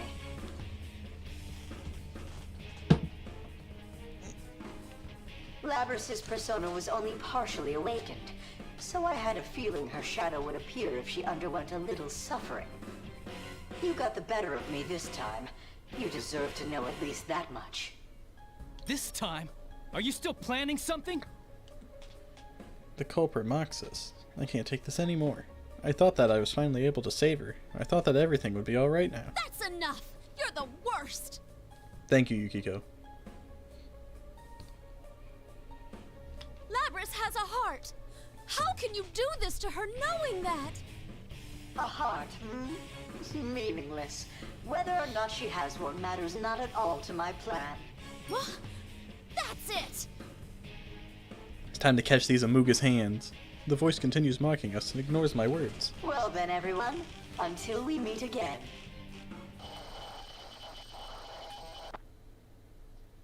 It sounds like the culprit just cut off communication. In that moment, Labrys falls to her knees. I rush over to support her, but she's gone completely limp. Her metal body is very heavy. Everyone here goes silent, and a heavy atmosphere fills the air. Mitsuru looks gloomy, but she speaks up with determination in her voice. It seems whoever our adversary is, they're connected to us. I advise you not to get involved in this matter any further. From here on, you should leave this to us. Wait a second. We can't just leave things like this. I understand how you feel, but this is too dangerous for you. We will do our best to ensure that no harm comes to you. Trust in us and let us work. This is different from the way she was acting towards me earlier. This time Mitsuru isn't testing me, but completely rejecting our involvement, outright. I think what she was saying is probably the correct course of action. There must be something big going on behind this. And if that's the case, high school students are probably going to be less equipped to handle it than a well-funded organization like Mitsuru's. But still, I can't just back down. Guys, let's leave this to them. Huh? Are you serious? You must realize Mitsuru's resolution too. This must be something we have to come to an understanding of. My mind understands that, but my heart still. Yukiko, it's best for now if we go home. He puts his hand on my shoulder. Did I just hear him say "for now" under his breath? When I look up in reaction to Yu's words, I see a strong fire in his eyes. I see. I nod in acknowledgement.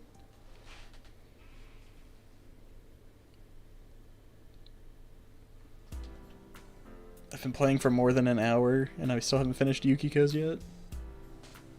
The second one. After we get out of the TV, we disbanded on the spot without much conversation. The two and her friends were a bit flustered to pop out of a Juness in the midst of a bunch of shoppers. It's weird hearing you actually talk. I actually don't mind it. I think it's nice that he actually has a voice.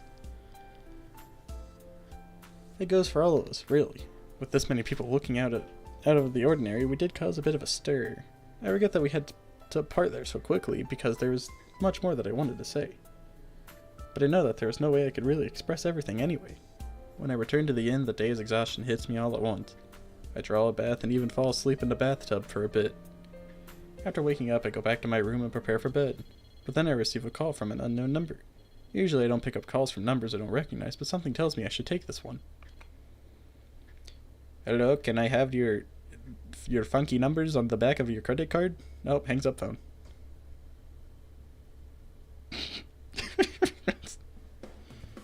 And allow me to thank you once again. You did a lot to help today. Mitsuru steps out of the long limousine parked in the outskirts of the shopping district and bows deeply to us. We're still in Inaba, but she and this big black limousine are so out of place it feels like we're someplace else entirely. I can just tell that everyone around is watching us.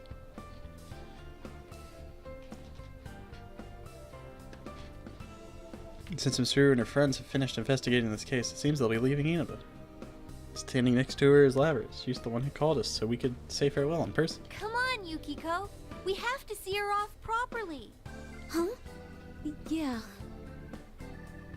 Labrys was controlled by the culprit pack on the roof, but there seems to have been no major issues with her body, so she looks like she's going to be fine. I should be happy knowing that she's safe. I should be smiling, but I just can't. I end up sounding downcast when I speak. You really are going with them. I don't know, when you look like that, you look like you're downcast. I'm gonna miss you guys, but I made my decision to throw in with Mitsuru-san. I want to capture whoever's behind this, whatever it takes. You know how you protected me this time. Now it's my turn to repay the favor. I'm about to say that she doesn't have to worry about such things, but I stopped myself. I see, so Labrys made this decision herself. I wish she could stay here with us. But if my friends made this decision, then I need to support And her. I'm definitely gonna be back someday. So, why don't you give me a rain check on that promise? Sound good? Yeah, that's all right. It's still a promise. Hearing that, I'm finally able to smile for Labrys. She's right, it's not like this will be the last time we see each other. Our promise will never change. I'll be waiting for you, though. If you break my promise, I'll make you rue the day. I'm gonna break your limbs. Labrys laughs and shrugs at my joke.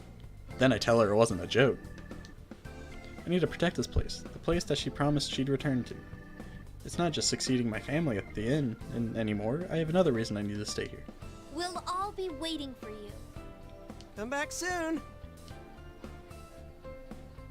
Everyone else feels the same way. It's sad to have to part with someone after just becoming friends, but we all believe that we'll see her again.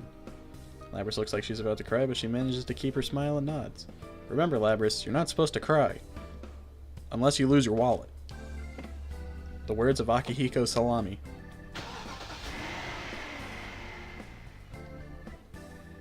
Mitsuru tells her that they're about to leave, and once the two of them enter the limousine, it quietly heads off. Labrys pokes her head out of the window and waves back at us. She keeps waving until we can't see the car anymore.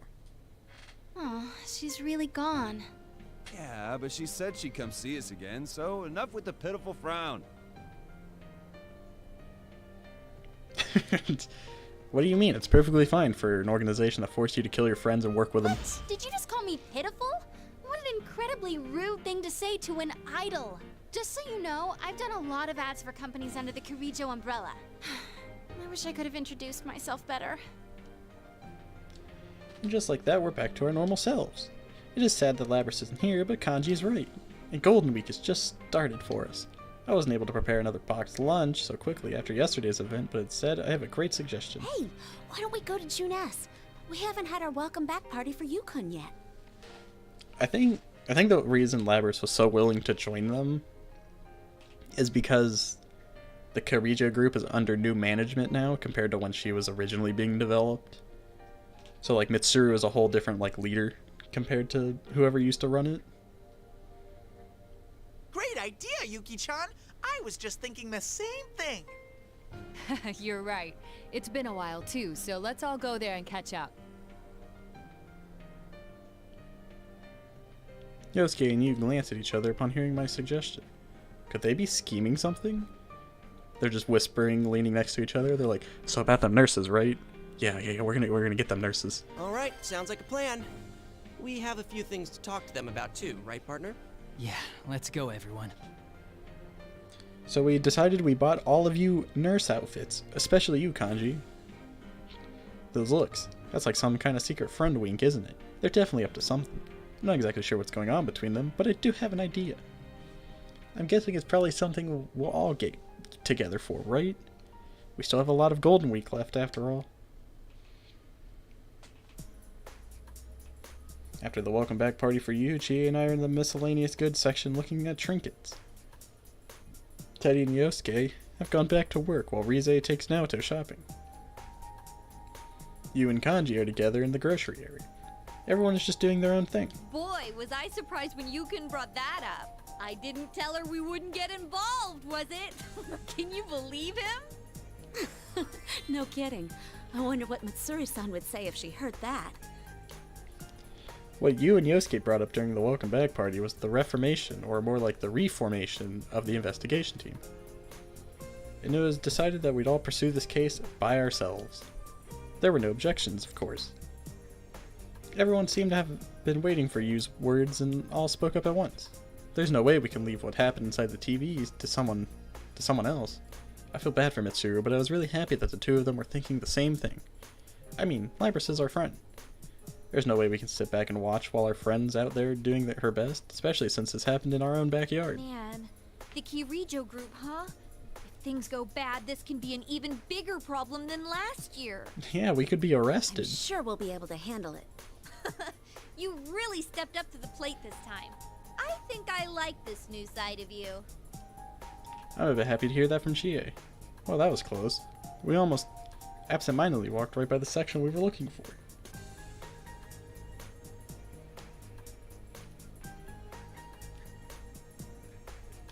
We stop at our destination, small shops inside Junest. I pick up some different colored hair ornaments and compare them. Wow, this is hard. So many choices. What color should I get? And she only carrying one? You're really into this. Hey, how about this? How about we get Marie to decide what your color should be? Like in Persona Golden. No, it's not for me. Pink, yellow, green. As we compare the different colors while answering Chie, she thinks for a bit before making a realization. Oh, right. We might see her sooner than we think. That's right. I'm sure that the culprit would be caught faster if we cooperate rather than leaving Mitsuru and her people alone to handle it. That means that the day when I keep my promise with Labrys will come sooner too. Until then, I need to find a color that fits her. I pick various colored scrunchies and imagine how they'd look decorating Labrys' hair. Chie and Yukiko would be a cute couple. Interesting. You know? Her embarrassed smile springs to mind as well. I just know she'll love it.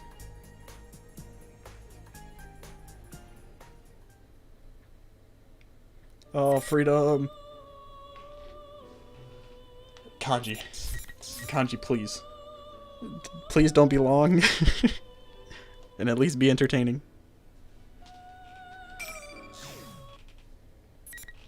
Continue from cliffhanger. His ended with shadow kanji. Yep, there it is. I was getting nervous because you were running wild, thinking this was all a beautiful dream. Just for anyone who wants to see it. The shadow kanji does not look right. If you look at that guy's face, it looks very balloon. Good thing I found you.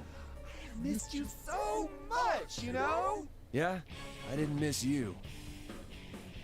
A sissy way of talking, I'd never forget it. This guy's definitely my shadow. I was expecting this to happen, but being face to face with him again is pretty tough anyway. He's my weakness, the stuff I want to ignore. The shadow keeps swaying his hips at me while I glare at him. Oh, what a big meanie you are. Weren't you looking for me? Yeah, to punch your stupid face in. Oh dear. It looks like you still don't understand. Understand what? Why, you haven't changed one bit. That's why I've come out. The shadow kanji looks so different when he's not half naked. What is he saying? I haven't changed at all. Didn't you realize that after what everyone said to you, people haven't forgotten about my side of you at all? Kanji, keep it together! You can't let him trick you! Shut up, you goddamn furball! No different than me. Meep! Can I get that again, please? No, you can't. I can't do like you can in Golden. Suddenly throws the folding chair he's holding right at Teddy. Teddy squeaks with a dodge, but he ends up falling over himself and rolling down on the floor. Hey, you know, I could swear my shadow looks different than he did last year. But that ain't important now. What matters is, this is the guy behind everything. My weakness created this place. So you're the reason my senpai were acting so weird. Oh, I don't know about that. They could have honestly been speaking their minds, you know. No way in hell they'd... That's what you want to believe. Once again, I hope kanji has nothing to do with Labrys and it just kind of ends. Lying to myself just like back then, huh? You like to sew? Can I say this word? Is this a word that's allowed on the internet? I'll just skip over it. Painting is so not you. But you're a guy. You don't act like a guy. Every time I heard that stuff, I tried harder not to be myself. Those were some bad days for me. Enough of that. I don't want to lie to myself anymore! I want to be who I am! The shadow looks at me and rages at me selfishly. Screw this. I ain't listening to any more of this. I take a deep breath in and then push it out. I ball up my fist and pull my arm way back. Are you going to hit me? Are you going to deny me again? Kanji hit you last time, stupid. People don't let go of their weaknesses. They can never really accept us. My shadow's face gets this creepy giddiness. Too bad I ain't aiming for him. I bring my fist back as hard as I can at my right cheek. Have you lost your mind? How could you hit yourself? Man, that hurt. Of course it would. It's my fist, after all. But thanks to that pain, I've snapped out of it. I want to run away from my own weakness. To just ignore that nastiness inside me. One punch just now, all those feelings out of me. Sure, I'm seeing stars now, but it's no big deal. Maybe it's just my imagination, but I feel like my field of vision is wider. I face my shadow head on. All too well that I'm weak. Huh? Last year's case, I still clearly remember seeing my shadow for the first time. I knew there was a chicken inside me back then, but pretending there wasn't caused trouble for my senpai. If I just had a little more courage then, I could have made things easier on everyone. Anyway, I was pretty embarrassed at the time. I wanted to forget it even happened. You know, focus on getting stronger. But things are a little different. You heard me, I'm weak. But I met my senpai and they taught me something. Who cares what your weaknesses are? What's important is how you live with them. I think the best part about this is everyone else needed support against their shadows. Kanji's just like, nah. Also, I just realized this is here. It'd be lame for me to repeat the same thing over and over, and I can't cause any more trouble for my senpai.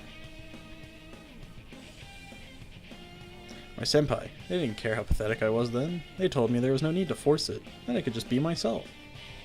And now they're here to rescue me, even though I fell into a TV for their dumbest reason.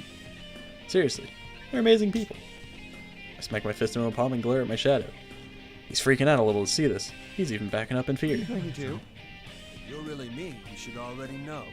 Fists never lie. You better hurry up and get back inside me. Oh, that's not a line you should say, Kanji.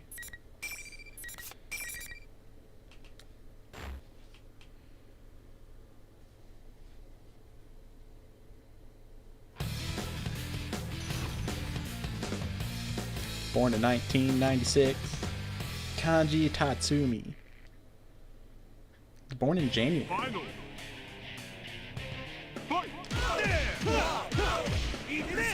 Oh, I forgot I don't know how to play this guy.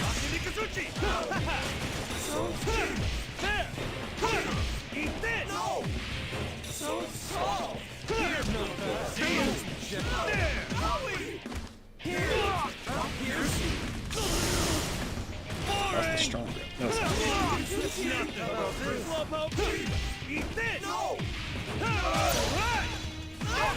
One more! Back down! Please, gentle. Finish this! Oh, here we go. Now we're getting him. Here goes, damn it! Feel the pain! Right!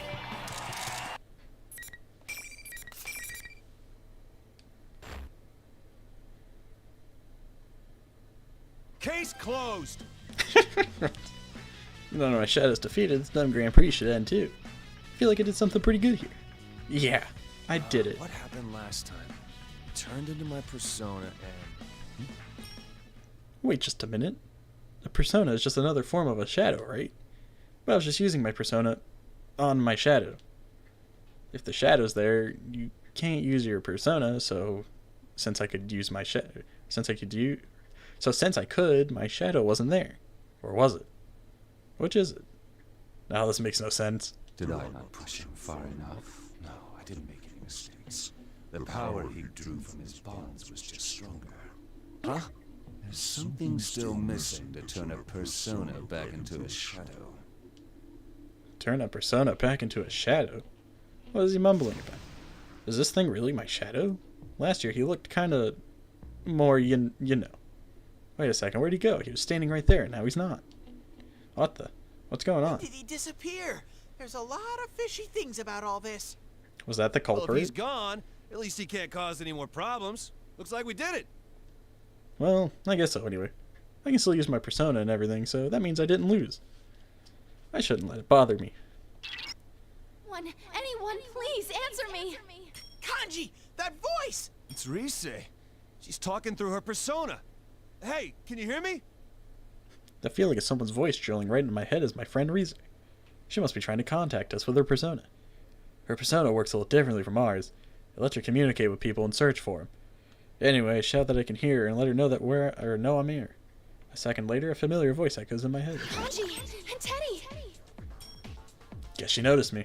Rise wasn't acting like herself over the PA system, but she sounds like she's in real trouble now. She's kind of desperate. It's not at all like one coming over the loudspeakers. We don't usually talk much, but I've put my life in her hands before. Trust me, I know when she's being serious. Something happened, right? Where are you now? I'm in the announcement room, and Eek! Hey, Rise? Rise! Answer me, damn it! Is this really gonna just tie into Labrys for no The reason? announcement room. Miss President was headed there too. That place was dangerous after all. Oh, right. Kanji walked in on Teddy and Labrys talking. The shadow that disappeared, you telling me it actually ran away? Is that thing still causing trouble in the announcement room? Compared to last year, this one sure doesn't know when to quit. If that's what's going on, I can't waste time here. Kanji, wait for me! Don't leave me behind! Don't leave me behind! Teddy's yelling at me for some reason. It's like he's pretending there's one of those invisible walls right there. Well, sorry dude, I got places to be. No time to waste, I'm going on ahead! I leave Ted and run at full speed towards the announcement room. This is gonna drag out, I already know it. It should have just ended there. That'd have been so funny. The walls are still in my way, but I get to where I'm going eventually. Stop for a second and wonder what's going on in there, but I can't wait too long. Or this'll be for nothing. I'm not one to sweat the details anyways. It's just Kanji's peeking through the door and Akihiko just blasts him through. Here goes! Once I kick down the door like a boss, I can see Rise and his president. And the fake Teddy. That shadow. I beat the crap out of him once and he just comes back again wearing a new face. Kanji, you're late, you moron. Quit whining, hurry up and come over here! Wait, Shadow or Labrys still looks like Teddy? I wave Rise over to my side. She grabs Miss President's hand and gets behind me. Rise's persona is great for information and stuff, but she can't fight with it at all.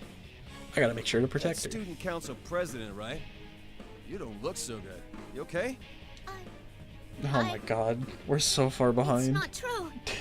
He keeps saying weird things. It's gonna last forever. Another nuisance. I've had enough of this, you know that? Huh? This president's being weird, but the fake Teddy's acting weirder. Especially now how he's talking. Where'd the usual Teddy sense of humor go?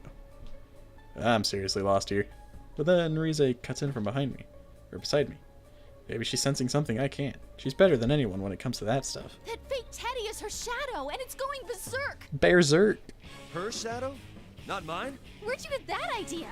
Sheesh. Why is she yelling at me? If she knows what's going on, maybe she should let the rest of the class in on it.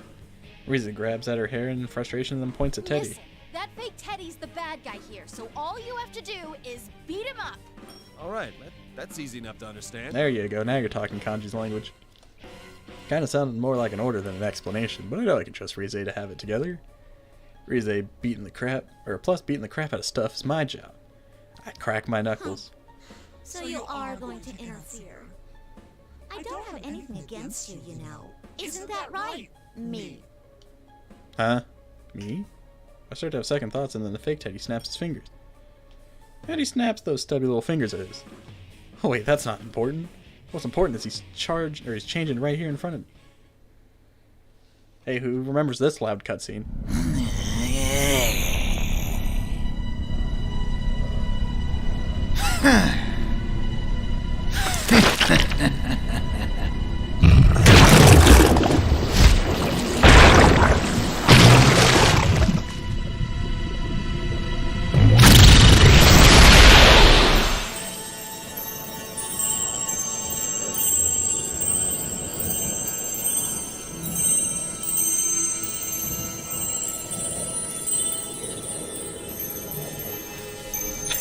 I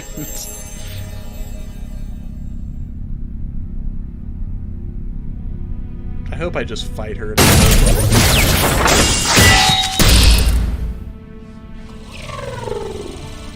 I really don't want to have to do like the 7 fights again.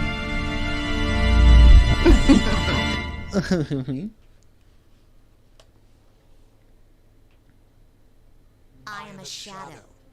The true self. So what's stopping Kanji from just walking up to her before she says anything and just start beating her to death? Man, you look like you're ready for battle. Now I understand what Rize was talking about.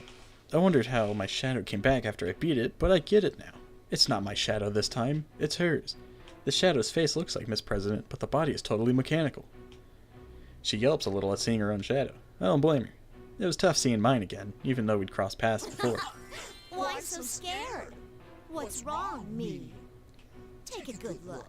Come on, don't look away. You can't hide from yourself forever. The shadow laughs like an idiot at Miss President crumpled up on the ground and snaps her fingers again. Then, what am I seeing? This time, it ain't the shadow that changes, it's Miss President. What's going on? No, don't look at me. I'm not like this. The hell? A machine? No, a robot? That's our robot. Miss President cries out and tries to hide it, but there's no hiding what she looks like now. Her legs and arms turn mechanical, just like the shadows. What does that mean? Come on, take a closer look. That's her true form. She was deceiving herself. She really thinks she's a human, living a normal life at school. To reinforce her make-believe is real, she prevented herself from accessing any memories that could contradict that. She even sealed away her own name. That's not true! We're really doing all this I'm again. human. What if they hit me with a to be continued again? Are you? Hurry up and remember. You're a weapon. A mere tool. The 5th generation anti-shadow suppression weapon, Labrys. That's my name. A Labrys Our sus. name. Labrys. Machine. Weapon. This girl's not human. Then the shadow wasn't doing the usual funhouse mirror thing. That's really what Miss President looks like. The shadow keeps babbling on about stuff I can't understand. When she said weapon, was she talking about Miss President? Aren't weapons supposed to be more like pew pew and kerpow? Well, she does kind of look like that now, but Miss President's different. When I first met her, she was a normal girl, just like all the others in my neighborhood. She's no different from anyone else. That's not my name. I gotta stop spacing out. Don't say any more. Rize notices it too and hurries over to Miss President, but she's not gonna make it. You're not me. Oh, you said the thing. Yes, that's right. I'm not you. And you're not me. Myself.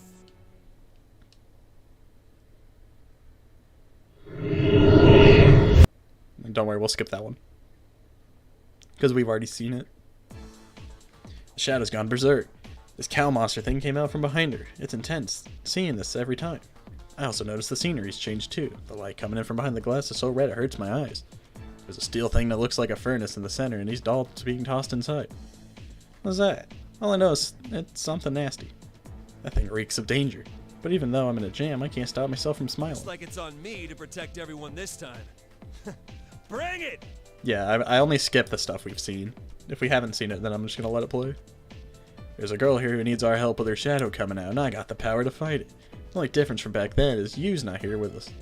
The dude who solved all the mysteries in last year's case isn't here now.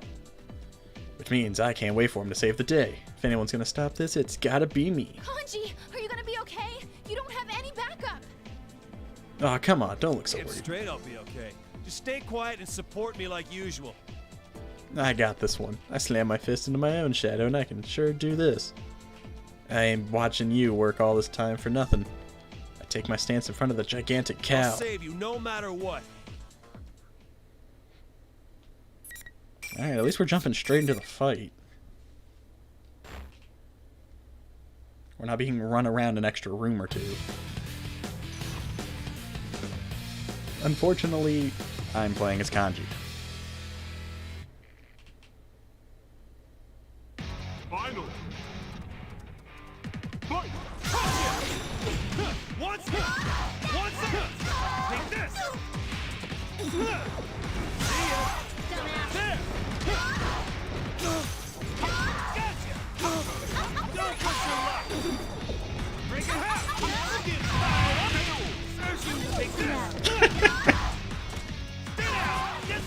Labrys. Oh, she's dead.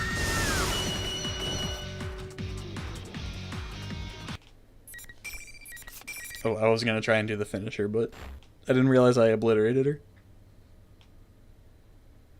Alright, let's calm down. No, it's left us for her to accept it. Rize seems to be telling Miss President about shadows. I should let Rize handle it. They're both girls. I'm great at dealing with problems I can beat up, but sitting down and talking stuff over isn't my thing. I'll just keep an eye on her shadow to make sure it doesn't go nuts again. No! This can't be my body! You don't have to worry about that. Though it's easy to say so, huh? Anyway, let's calm down for a second, okay? Psst, Kanji, say something. Me? What am I supposed to tell her? I don't know any more about Miss President than she does. All that happened between us was her yelling at me. No, that's not gonna cut it. It'd be pretty lame to duck out of doing this because I'm not good at it. Yeah, I make up my mind and crouch down in front of Miss President. Nice weather we're having. What are you being so stiff for? Shut up! She's a student council president. I gotta, just thought I should try to be more polite, damn it. This ain't good weather. What do you mean? There's hanging dolls, a furnace, and the sky is red. Reason I yell at each other like usual. Ah, crap. This president looking at us like we're crazy. Okay, I gotta get serious here. What should I say? Where do I start? It's confusing, but I try to think how to help. Anyway, why don't you try talking to us? We'll listen to whatever you're saying. That's right. Our shadows emerged when we came here for the first time. We went through the same pain as you. Rize's like, at least your shadow was a robot. Mine was a stripper. I think that should let us understand you, at least a little bit. Talk! Then Labrys slowly starts talking about her life, how she was created as a weapon, and how she had to fight other units, just like her, so they could run experiments. Seriously, man, sounds like we were forced to kill our own friends. That's insane. It's just way too cruel. Anyway, she said she was able to forget all that and be a student. Well, the shadow made her remember everything. I want to stay human, but she won't let me. I want to forget the whole Labrys thing. I don't want to think about that anymore. I see. This president used a bunch of words I honestly didn't understand, and her story was hard to follow. But even then, something about that, what she said, made me hurt inside. You really were doing your best, weren't you? Kanji needs the dumbed down version, Labrys. Huh? I'll be honest. I just met you. There's no way I could know how painful this must have been for you. You really thought it through, huh? I was just saying what I felt, but Miss President looks up at me like I just spouted a third arm. Did I say something wrong? No, I'm not smart enough to be confident about stuff like this. You say that you're a machine, but we know what you're talking about. I don't think there's any problem there. You're the same as us. You can feel pain and sadness just like us. The same. That's why you should go and accept the other you over there. Rize helps Miss President to her feet. She stands up, but she still seems shaky. I gotta try one last thing. But it's not like the right words are suddenly coming to me now. What would you do in this situation? I try to think back. And then I remember. Hey, isn't that girl there a part of you too? You gotta pay attention to her. If you don't, you'll always be in pain. I can tell you that from experience. You gotta get your courage up, cause, you're not alone anymore. Miss President's expression changes when she hears that. For a second, I'm worried I might have said the wrong things, but then again, maybe not. Because she nods like she's determined. Looks like she's got what I meant. She's alright now. Rize and I watch while she walks towards her shadow. Now, who wants their ears blown out? Not me. Because we've already seen it. 4 times. I am Labrys, the 5th generation anti-shadow suppression weapon. They really couldn't have just ended this with a meme. That's We had to take my it seriously. real name. She says her name carefully and looks at us. Kinda like she did when I first met her. More dignified than that, maybe. It shows she's accepted her weakness and the things she didn't want to admit. Kanji-kun? Rize-san? Thanks. Seems like I was forgetting things that I shouldn't have been, but now I feel so light I could float away. It's like how scared I was before was just a bad dream. Hey, no need to thank me, and the really hard part was all you. Anyway, good thing no one was hurt. Yeah, and I can finally call you by your name. Labrys is such a cute name. Come on, don't say that. It's not really true. They gave this robot the ability to cry and blush. I slowly let out a breath, listening to them talk about nothing. It's finally over. It's like Senpai and the others are all together. The invisible walls must be gone. All right, I think we're done here for sure, so we should hurry and catch up with them. Riza says to leave it to her and starts searching for the exit with her persona. She finds out that the lobby we used to open up is on the school's rooftop now. Shouldn't be in this world anymore, but then the school got created here. No surprise, that lobby is back too. Looks like we'll be meeting up with our friends here in this world. From what Rize told me, they're mostly all here. Chie, Yukiko, Yosuke, Teddy. You too? I'm kind of surprised to hear that even Naoto's here. She said she was too busy with work to come along. Looks like everyone from the investigation team is here. Come on, let's go, Labrys. Coming! Labrys hurries up next to me, and me and her and Rize all together run together toward the roof. I'm really sad this didn't end as a meme.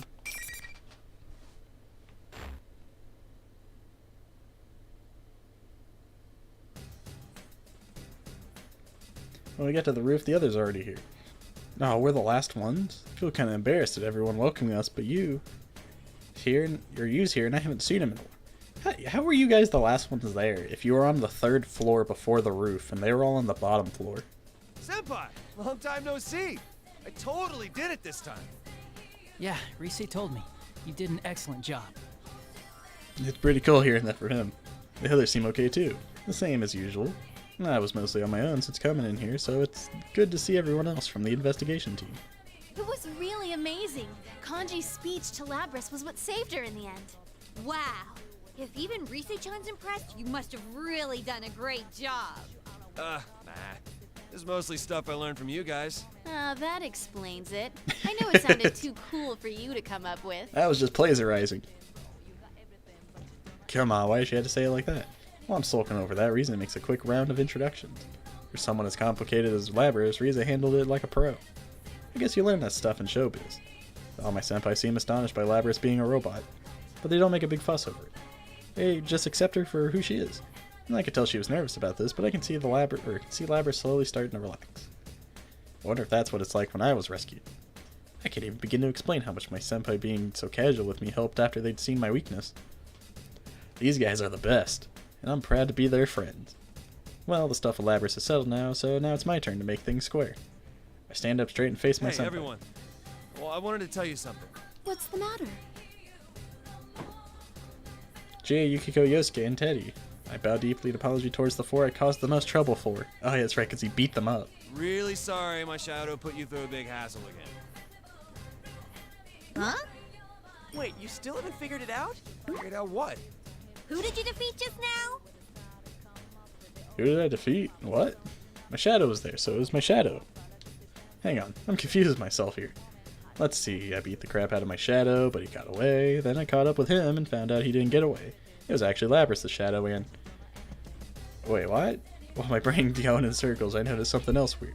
These 3 strange guys behind my senpai are watching us, smiling like the cat that ate the cannery. Is that a phrase? To think that we were rescued by someone who had so little understanding of the situation. Who are you? Man, it's Golden Week already. Ain't you hot, wearing fur like that? Will you shut up for a second? We already understand what an idiot you are. While you were gone, these people explained some things to us. So Yu tells us the truth behind the case that they discovered.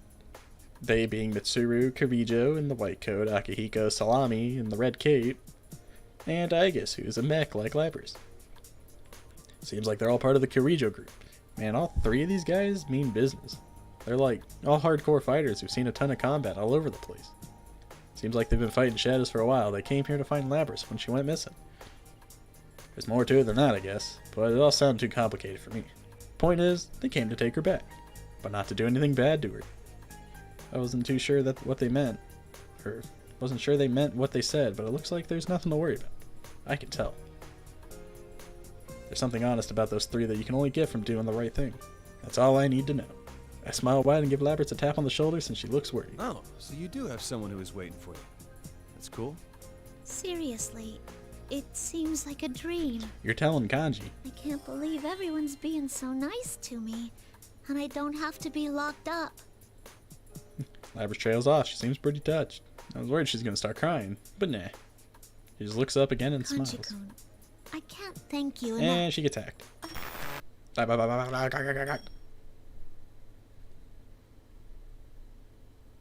She just stopped dead. That seemed kind of weird.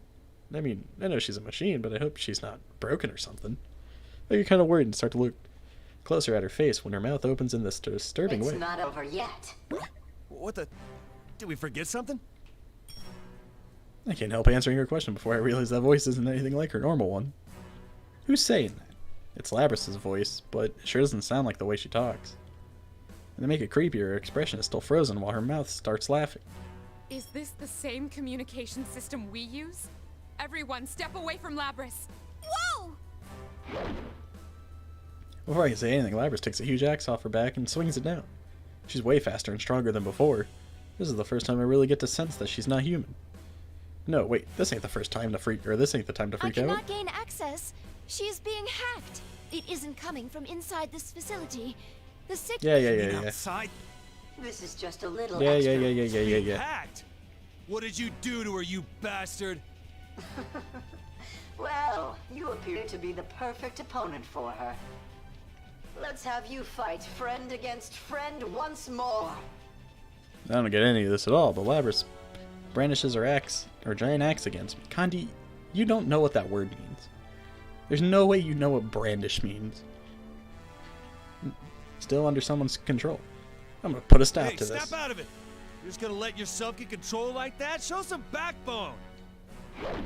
Imagine if Kanji talked her out of the hack.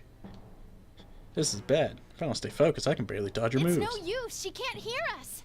The hell is this shit? I seriously have to take her down? We finally got to understand each other, and now I gotta fight her again? I just heard about what that thing made her suffer too. Damn it! Quit forcing Labrys to fight! Just hang in there. I'll help you come to your senses. Yeah, let's electrocute our robot. Because, you know, that could be a good idea.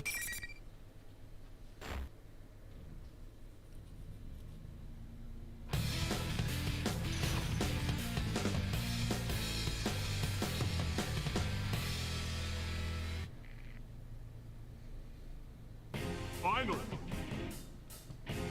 Fight!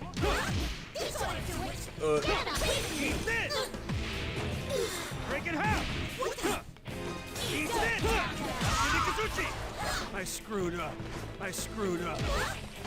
Stay down! This'll hurt!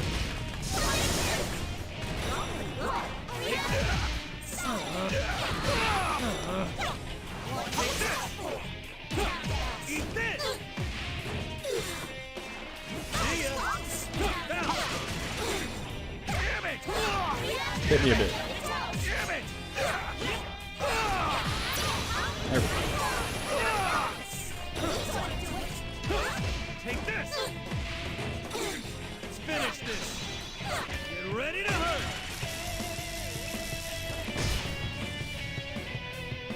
Here goes, damn it! Feel the pain! Feel the pain. Right!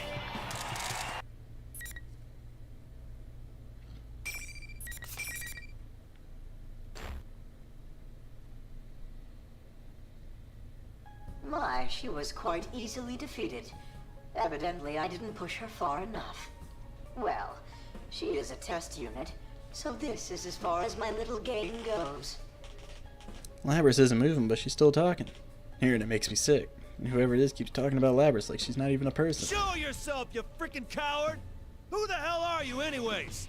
Ah, yes. I should thank you all. Although this didn't work out, you did stay in it to the very end. What? You can stuff your thanks. But someone starts talking calmly before I get too mad. It's Mitsuru. Labrys' shadow was only the mastermind of Yeah. True culprit. Indeed. You stole Labrys. Since I don't have a persona. I don't have the Labrys' things. persona was Yes. You got the better of me this time. This time? Yes. Hurry up, get out of here. We already know. Who is this guy? Who does he think he is? So he's the one who threw Labrys into the TV and made her shadow appear. He tried to make her kill her friends, the things she hated most. And now he won't even show himself. He's just controlling her from outside. How bad can this guy Who do you get? think you are? Using her as a tool in your own crappy plans. But she is a tool, just a machine. What concern is it of yours? Labrys must be pretty crappy robot if a high schooler can beat her. Yeah. I mean, Kanji maybe. I could see maybe Kanji, but like Yosuke, Yosuke or Yukiko. The voice sounds annoyed when it answers me. Of course, we're concerned about her. I try to answer, but the voice keeps going all disgusted, like I don't get his point. It's no use. Nothing's getting through. What kind of sick bastard is this? Well then, everyone, until we meet again. Until we meet again, as soon as I play Teddy. The voice completely ignores us and suddenly cuts out. Labrys crumples onto the ground like a toy that ran out of batteries. Igus catches her, but she looks unconscious. I don't even know what to think, Damn you know. it! Was with that asshole. It's like there are certain characters I could see beating another one, but, you know. I can't help but yell. I'm so frustrated with that voice doing whatever he wanted. We saved her. She was having a good time. So I put her through all that. It seems whoever our adversary is, they're connected to us. You shouldn't get involved any further in this. Yes, he beat her with a folding chair. Hey, wait a second. Are you telling us to back off from this? I understand how you feel, but we will do our best to ensure that no harm comes to you. Please trust us and allow us to handle this. You must hurry home. Does she seriously think we're gonna back down just like that? I'm about to give Mitsuru a piece of my mind when you stops me. Guys, let's leave this to them. Huh? Are you serious? He's okay with that? That's not cool, man. I'm just about to say so, but I stop myself when I catch Yu's eyes. I see then that he's not backing down. Yeah, he's not the type of guy to let things slide. I know better than anyone that he wouldn't let something like this go unfinished. I don't think Labrys beat the armed guards. I think she just maneuvered around them. Because it never like specifically said she took them down. Oh well, Senpai calls Unless the I'm just not remembering. Just do like they ask and go home. And all the reading kind of blends together. No use getting pissed at them. They're not the bad guys here. What an unexpectedly mature thing to say! Are you an imposter? No, this isn't Among Us. Shut up, don't make me muss your fur again. I'm sure Senpai had something up his sleeve. I'll just stay quiet and trust it. That's what a man would do. Looks like Yosuke is with me too. He's probably figured out the same thing. All the others eventually calm down and we follow Mitsuru and her folks out of the TV world.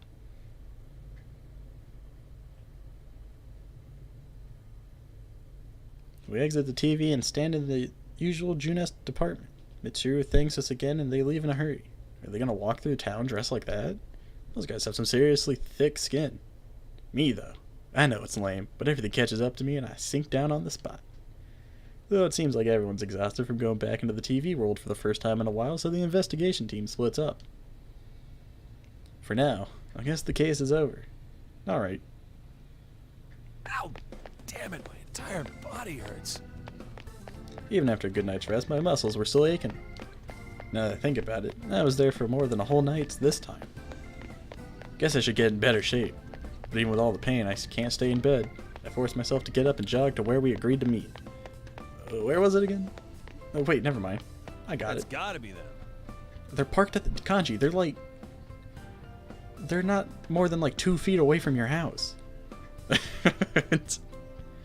That ridiculously long, shiny black limo. It's fine for Mitsuru's people, but it sticks out pretty bad in our little town. It's gotta be it. It's so obvious. I'd be pretty surprised if it belonged to anyone else in Inaba. When I get there, my senpai already standing around. Labrys is there too, and she looks at me. She smiles when she sees I'm here. Thanks for coming. I wanted to give everyone a proper goodbye. You really are leaving. You could just attend the real Yosogami High, you know? That sounds great, but I can't. There's something I want to take care of now. I want to help Mitsuru-san and the others find whoever did this and catch him. No, I gotta make things square. That sure sounds like something Kanji-kun would say. Are you sure he didn't rub off on you? Jay is joking around, but it seems like Labrys really does want to make things square. Am I really rubbing off on her? Nah, it just shows that Labrys is someone who sees things through.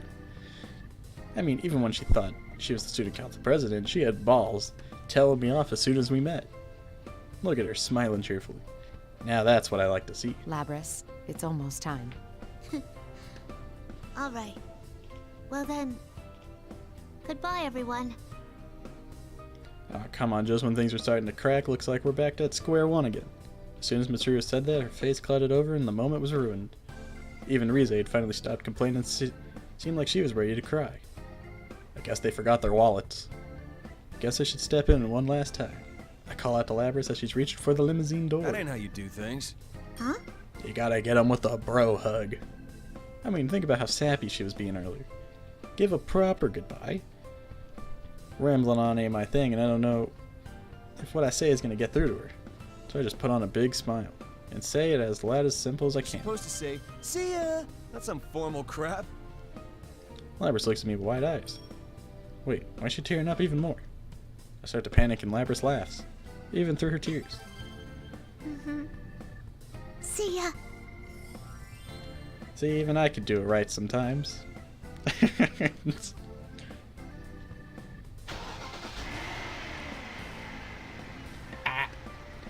The limousine carrying Labrys slowly speeds up, and Labrys leaves with a big ol' smile. After we saw Labrys off, Yosuke suggested we have the welcome party we'd been putting off. That was our original plan after all. I kind of wanted to delay it longer since I'm still not done with you as president, but he dropped a bombshell at the party. What did he say? Well, what else? The investigation team's getting back in action. We're gonna keep following this case. It's not our style to get dragged into something and then sit back and wait for someone else to solve it. As my buddy says he's gonna keep investigating, and I'm not letting him do it alone. This golden week's far from over. We gotta have a ton of fun before the holidays end. I head home after saying goodbye to my senpai. I'm all jazzed up now. Is he gonna get scolded by his mom? Kanji, can you come out for a moment? Coming, Mom! Okay, he's not getting scolded. I put the crochet hook down and go see my mom. I'm just finishing up Yu's present. I got some time to help out, but once I get done with this, I should make another. Meeting Labrys kind of inspired me. How about instead of making stuffed animals, I knit a stuffed robot? I need you to tend to the store while I go do some shopping. I'm expecting a package, so make sure you sign for it when it comes. Yeah, fine. I'll take care of it. Oh, look at this guy.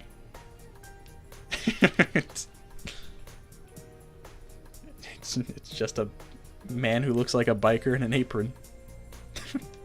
I head on out to the store. On the way, I happen to glance at one of the merchandise shelves. It's for the stuffed animals I knitted. I asked my mom to put them up in the shop a while ago. They seem pretty popular. I should add a few soon. Guess that means I'll have to hurry up with that stuffed robot. What are you staring at them for? Don't worry, they're all as adorable as ever. I wasn't staring. Sheesh. Stop making things up. Honestly, even though I asked her to do this, I'm still uneasy about seeing the hobby I hid for so long out on display on the shop like this. It wasn't that long ago. I was still hiding it. But people's reactions to it haven't been that bad. Sometimes they even sell out. But no matter how much people like them, I guess I was kind of ashamed of my hobby. That's what I realized during this case. I talk big to Labrys, but I gotta change too. I want to get to where I won't freak out even if my shadow comes out, or people talk about me. And even that much is going to be a lifelong fight. So I'm taking it one step at a time. I want to be able to send these guys off with pride. Well, I'll be going then. Try not to glare at the customers, okay? Nah, we love kanji here. I won't. Hurry up and leave. I see my mom off and put on the Tatsumi Textiles apron. I'm all fired up. Let's do this. The case ain't over yet, I know, but I gotta do what I can. And I'll start by rearranging the mascots on the shelves to make them look as cute as possible.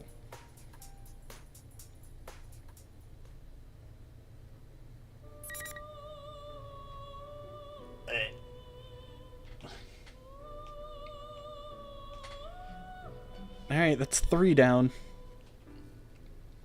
5 more to go.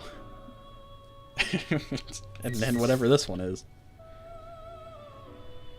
But who's ready for my Teddy impression? Give a round of applause.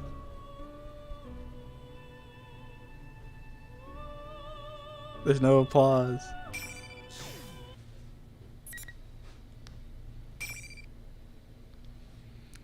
Oh, I need a second though. All the readings catching back up. The true self. The power is rising from within! What's going on? Hey, did you enjoy the P-1 Grand Prix? It went exactly how you wanted it. No, wasn't it fun? Seeing them fight their friends. I gotta remember my Teddy voice. Don't be dumb. Why would I think that's fun? I never wished for anything this awful. Oh, yes you did. You wanted them to suffer the same pains that you once did. At least the room's already scary. You wanted them to understand, right? Wow, the shadow's overflowing with power. Every time the shadow presses Miss President, she gets paler and paler. Well, this isn't good. I need to back her up. Miss President, don't lose heart! Miss President looks like she's about to cry when she turns to me, but the shadow just ignores me and keeps going. How can you even ask them to understand you when you've been deceiving them all along? That'll never happen. You're not even human. You're a machine. Huh? What? What is this? As soon as the shadow snaps its fingers, Miss President starts to change. Am I taking crazy pills? Well, no matter how much I rub my eyes, she doesn't stop changing. Miss President is turning into a girl who looks exactly like Miss President here. Miss President? Or like the shadow. Are you a machine? Are you just like I-chan? That reminds me. I called Miss President's sister. Is this what she meant? Never mind me, Miss President's not human either. She was a machine. A beautiful, mechanical girl. No! I'm not! You wanted to live a normal life and go to school looking like that? There's no way! You're pretty stupid for a machine, you know that? Flawless Teddy impression. It sounds better in my head, but I know it doesn't sound good. Admit it. You're a robot. It's about time you stop trying to fool yourself.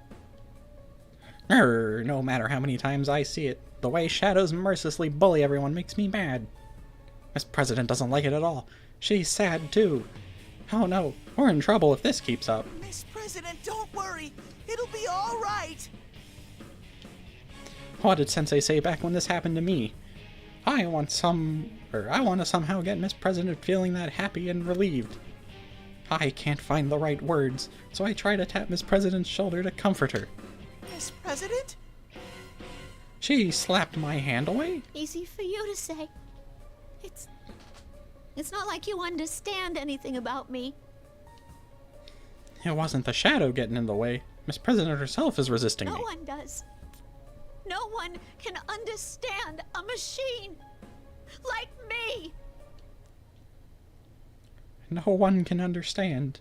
Hearing Miss President say that blew away my shock at having her resist me. Does she really think that? Suddenly something now said hit me like a bolt of lightning. That's right. Out of everyone, you understand best how she must be feeling. Feeling encouraged by that, I look straight into Miss President's eyes. They're completely different than they were when she was happy or angry. She's so sad, lonely, and desperate to be understood. But no one does. I was just a shadow. I remember how it felt to confess that to Sensei. That's not true. My shout surprised even me. Whoops, I'm a little embarrassed. But now's not the time for that. I finally understand. It's time I repaid Sensei and the others for what they did for me. Because I am who I am. I can't help Miss President. I'm her knight, after all. Even I found people who understand me. I'm sure that someone will... Heck, I'll... Teddy. Oh, is she finally willing to listen to me? Then I'll just reach out again and... Stop getting in the way! Grr. Holy free holies! Holy free holies. I barely dodged the axe, but my fur is standing on the end now. I completely forgot about the shadow. Oh, that happened? How did I forget something so important? Sheesh, if she's going to go, or she's going to get in the way, then there's only one thing to do. I gotta shut up this bull. This giant bull to save Miss President. A bear against a bull. Nature's oldest rivalry. Listen, Buster! A bear can take a bull in a fight anytime, anywhere! I think. The P-1 Grand Prix.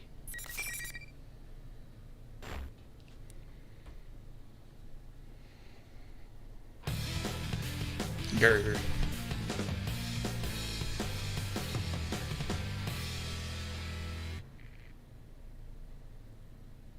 Final. Give her the feet. That's not the feet there, dude.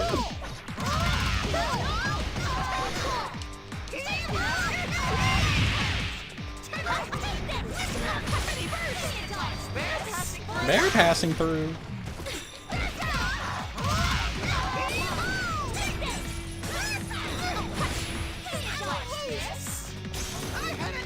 I've had enough of this.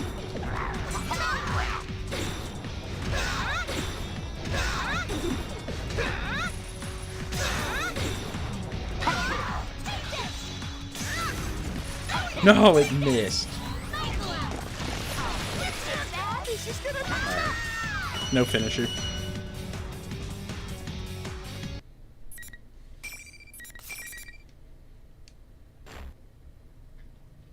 Mayor passing through. Miss President, you can come back here. It's all right. Yeah, it should be okay now. The bull has calmed down and the shadow is quietly standing by. All she needs to do now is accept herself, right? But Miss President hesitates. Not only won't she come near, she won't even look this way. Is she that upset? But Rize slowly takes Miss President's hand and urges her to come forward. Miss President takes a step forward, spurred on by Rize's kindness. But it's still no good. Her face is still as troubled as ever. A cute girl like her should be smiling. Seriously, you're such a handful, Miss President. You're still calling me that? Well, you haven't officially introduced yourself yet. You know I'm not human, right? Oh, neither am I. How come you're being so nice? Hey, I'm not human either. Huh? Ah, well, I told her once already. How could she forget after I showed her my insides? Since Miss President still seems dazed, I explain what I mean. I wanted people to like me. That's what I wished for, and this is the shape I took. When people like you, it feels good, knowing that you belong somewhere. I really think that's true. It was what I wished for, without knowing back then. Isn't that the same thing as wanting to be understood? This is probably what now meant. What Miss President's shadow said and what I wished for, they're pretty similar. There's not much difference between wanting to be liked and wanting to be understood. When people like you. Did you have anyone like that, Miss President? Someone who liked me. 024. Someone who loved me. I fix my gaze on Miss President, who's gone quiet. It's not an adult bear's way to hurry someone with something like this. After thinking and thinking, Miss President timidly opens her mouth. It's kind of foggy. But I feel like there was someone like that. Someone who cared about us. That's wonderful! Yeah, it really is. Miss President smiles and looks straight into my eyes. Ah, I think she'll be okay now. So I muster up the courage and ask her directly. Miss President, do you mind if I ask your name? Miss President looks taken aback for a second, but then she returns my look and answers. 5th generation anti-shadow suppression weapon. Labrys. That was 5 times longer than I was expecting. But I'm gonna get it right first try. Anti-shadow suppressive. Ah, I bit my tongue. Sheesh, you just had to kill the mood, didn't you? A painful jab to my cowardly heart. She didn't have to tell me that. I knew it all too well. That's why I'm not gonna mess up anymore. Labry-chan. I got it now. I like that. Feels a little funny, but I like it. When she hears my nickname for her, Labby makes the kindest face I've seen on her yet, or so far. She's so pretty when she smiles. Aww. She stands quietly like she's finally at peace. Then she looks her shadow in the eyes and smiles again. Looks like Labby-chan is sticking. Not bad, huh? I still wish from the bottom of my heart that they all have happy lives. Alright, come on, hurry up. I do remember those words. Someone said that to me once. And I went and completely Still got 4 more to forgot do. about it. I still wish from the bottom of my heart that they all have a happy lives. What a lovely thing to say. I wish that from the bottom of my heart, too. Labby begins to walk slowly towards her shadow. Hey, who wants to hear their ears get blown out? Not me. We've seen it. Been there, done that. After accepting her shadow, Labby turns towards us with a big smile. Oh, it's so cute. While I appreciate her awesome smile, Labby cocks her head a bit and speaks up. I'm myself. There's only one Labrys. And I'm the best Well, there is at being me. Technically not, but, Right? you know. Good job, Labby-chan. Thanks. I give her a thumbs up, but Labby just shrugs it off. Oh, I know. Labby's the queen of pointedly ignoring things, but this is no time for that. No! You're supposed to copy me at times like this. Rise-chan, if you don't mind, a little demonstration, please. Fine. Sorry about this. Just play along, okay? You put your finger like this and... No, don't put the thumb down. Up, like this. Rise really doesn't add much to this game, if I'm gonna be honest. Like this? Labby follows Rize's example and then looks up. Oh, there we go. Good going, me! That's right. All together now. Good job! Hey, that was great. The way our voices came together was so nice that all 3 of us start laughing at once. Just when my cheeks are hurting from laughing too much, Labby takes a deep breath and speaks up.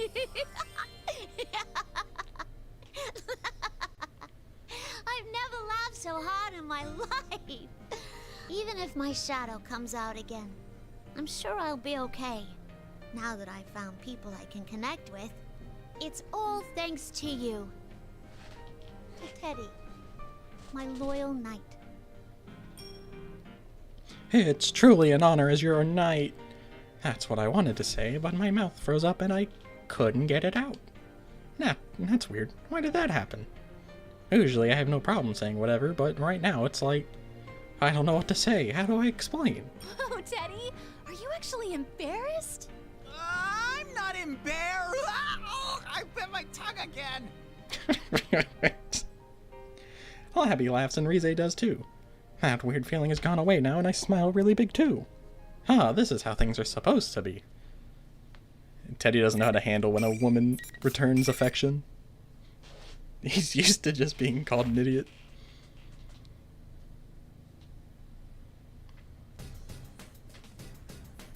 Anyway, the shadow's been dealt with, and the case is solved. Those invisible walls are all gone too. So we contacted everyone who was forced to fight in the Grand Prix and decided to meet up. Boy, was I surprised when Rize told me that Sensei is already here. Knowing that he already got back from the city while I was inside the TV makes me a lonely bear. I wanted to be there when he arrived. Oh, but wait, now's not the time to be sad. I'll give him a big warm welcome back as soon as I see him. Speaking of surprises, I feel like I'm forgetting something. That reminds me. I wonder if I-chan and the others are okay. I left them behind after all. I beat them up. They'll realize they can get out now, right? Those guys from the Kirijo group. They'll be fine. Our senpai wouldn't leave them to rot. I'm sure if they run into the Kirijo group people, they'll bring them back here. Yeah, that's true. There's no reason to fight anymore, and I'm sure Sensei won't even blink when he sees those 3 strangers. He might even tell them to follow him. Maybe I and that pretty lady will say something like, "You're so amazing, let me pet you," once they hear about my amazing job as a knight. I sniff around for the way back to Juness, and lo and behold, I find that studio lobby on the rooftop. I'm going to tell Labby every little detail about my friends until they show up. Like how charming Sensei is, how embarrassing Yosuke is, Yuki's elegance, Chie's cuteness, Kanji's feminine manliness, and all that stuff. Labby listens to everything so excitedly that I don't mind talking until I run out of breath. Once I finish talking about everyone, Labby looks a little confused. Oh, whoops. Did I exaggerate some things so much that she's a little put off? As if to follow up, Rize lightly taps Labby's shoulder. Don't worry. They're good people. Yeah, some of them look kind of iffy, like Kanji, obviously. But he's a great kid at heart. Mm-hmm. Call Kanji a Kanji's kid. just not too bright, so... They're making fun of Kanji. While we're talking, I hear footsteps. They're here. Let's talk more smoozing. I'm sure Labby will see how great everyone is once she meets them face to face. The first one to show up is... Oh, Yosuke. Huh? We haven't been separated for too long, but I feel like I haven't seen him in ages. Overwhelmed by emotion, I dive at Yosuke. Whoa, it's Teddy! Damn it, you got us so worried. Yosuke, you've grown so much since I last saw you. Did you grow a couple inches? Hell, I have. You two never change. Sensei! I missed you so much! That voice, that magnetic personality, it can't be anyone but Sensei. His 2-month absence triggers a 10-megaton bomb of nostalgia in me. I'm coming for you, Sensei. I tackle him in a big bear hug, and he hugs me right back. Ooh, that big heart is what makes Sensei who he is. Yikes! Yuken's getting covered in Teddy's tears and snot. Ugh, looks like someone's gonna have to make up for this. What are you looking at me for? I'm glad to see that Rise-chan's okay too. It seems we've reunited at last. Wait, I don't see Kanji-kun here. I don't think I'm gonna be able to finish this today. I'm sure he'll show up eventually. Let's start this off without him for now. Rize turns around towards Labby. Oh yeah, I was going to introduce her, but I was so happy to be reunited with everyone that I forgot. Anyway, this is our... Oh, wait! I haven't introduced myself yet. I'm Rise Kujikawa. Nice to meet you, Labrys. Labby still seems worried despite what Rize says. She can't even answer. While I wonder if I should do something, or if she needs to do this on her own, Sensei puts his hand on my fur. Teddy, why don't you make the introductions? You're the one who rescued her, right? That's right! I was Labby-chan's knight, Sensei! And I beat up people. Yeah, Rise told me. Nice job. This game is truly never gonna end. No, there's a whole second half of this game I still have to do. After I beat all these. What's this? Did Rize use her persona to tell everyone what happened with Labby? She told me that once I found the exit, she'd let everyone know. But how thoughtful of her to take that extra step. So there's nothing to worry about. Sensei's praise is all the encouragement I need. I am so confident that I decided to go and push Labby towards everyone else. What are you doing? Just trust me. Come on, introduce yourself. Yeah, this is just the arena story, like the base game. I still have to do the Ultimax portion of the game. Labby seems scared, but she does it. Nice to meet you. My name's Labrys. I'm really sorry putting you through so much trouble today. When she says that, oddly everyone goes quiet. I'm getting as nervous as Labby. What's going on? But then someone breaks the ice. Whoa! Check out the Kansai accent! No, what do you mean? That's a Boston accent. Huh? That's the first Something thing that around comes to there. your mind? Not, whoa, a robot persona user. Or, Yeah. Awesome, I bet she can do a rocket punch. Or... She can. Oh, wait, I shouldn't be saying that stuff to her face, should I? What's this? Oh, did you just shoot yourself in the foot? We heard what happened. You met your shadow, right? You must be exhausted. Why do you sound exhausted? It does put rather a strain on oneself, yes. Perhaps it was different for you, but still, best to be cautious. Everyone's tension drains after Chie and Yosuke exchange, and they all start talking at once. Labby is still hesitant, but she slowly begins to smile more. One by one, everyone goes up to Labby, introduces themselves, and talks with her. Alright, I've seen enough. I can already tell. Everyone's friends with Labby now. This has been the best day! I got to see Sensei, I met Labby-chan, and then we had a big ol' reunion! But then, just as things are getting all cozy, I hear the sounds of high heels echoing. If that's finally Kanji, his footsteps shouldn't sound like that. I'd be scared if they did. So that means... You're the Kirijo groups. The scary yet beautiful lady and Ai-chan! You're both safe! Oh, and the half-naked man, too. It's Akihiko. Labby cringes in fear as the three of them arrive. After meeting I am not too worried, but that half-naked man and the pretty lady are still scary. I don't blame her for being nervous. Alright, I'll pitch in as her knight. Hold on there! If you want to talk to Labby-chan, you'll have to go through me first! You're more like her bouncer. It's okay, Teddy. I feel a gentle hand on my back. When I turn around, Labby looks a little pained, but determined. Remember who I am now. So there's some things I gotta talk over with him. Oh, please skip it. I'll be honest. I'm a little scared. But this is my problem. Are you sure? If you don't, I'm not going to be able to beat this. I can't wimp out in front of my friends. Don't worry about it. Well, if she says so, I'm worried because it still seems hard on her. But I can see in her face that she's thought this through. I believe in Labby. Even if things don't work out in the end, there's no need to worry. I'm right behind her. I don't know if she's picking up on that or not, but Labby smiles at me. Then she takes a step forward. She's going over to I. Sister. Labby was about to say something, but in the end, she decides not to. Instead, she faces the pretty lady. You're Labrys, correct? Yes. I'm the 5th generation anti-shadow They're not suppression skipping. weapon. It's strange, but that lady doesn't seem so scary now. She's actually sounding calm, talking about herself and Labby. She made everything seem so easy to understand, so I tell her what I know, and everyone else joins in to tell her how Labby feels, even Sensei.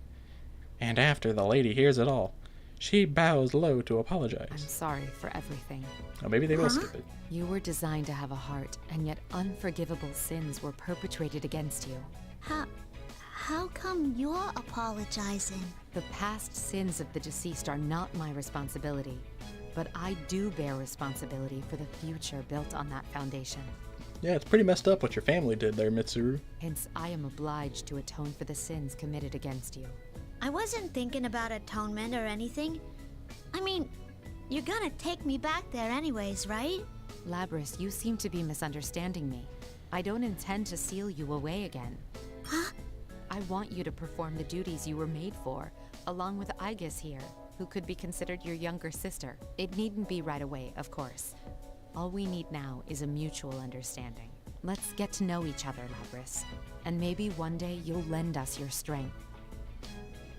Just listening to her makes sure that this lady wants what's best for Labby. Labby is at a loss for words, but she knows that too, right? Before I can say anything, I takes her hand. It's the same mechanical hand as Labby. It's true. Labby does have someone who's just like her. Sister, I guess. There are so many things I want to ask you about, but I'll just say this for now. I'm glad to meet you. Labby gently squeezes Ai's hand. Ah, the sisters have come to an understanding. Labby-chan, I'm happy for you. Yes, now it's time to share that happiness with me. Or so I thought. Until she was hacked, and she'll repeat the same thing she's repeated the last few stories. Just as I'm about to rush over to her, Labby's body shakes strangely. Labby-chan? What in the world is going on? Is she sick from all the excitement? I tried to see if I can tell when... It's not over yet. Yeah. Who said that? It was Labby's voice, but it didn't sound like her at all. Is this the same? Yeah. Labby violently swings her right arm at the lady. The lady quickly dodges, but Labby-chan is left a dent in the ground with just her bare hands. Oh my, you're so strong, Labby. I cannot gain access. She is being hacked. It isn't coming from inside. Yeah. What? What's that supposed to mean? Can someone explain this to me? What's happened to Labby? We have to help them. I'll back you guys up, but you need to hurry. Leave it to us. Everyone darts off, leaving me completely flustered. Wait a second. We're going to fight against Labby? Everyone looks so tired from all the fighting before. If they have to fight again now... This is just a little... Yeah. Oh, this is new.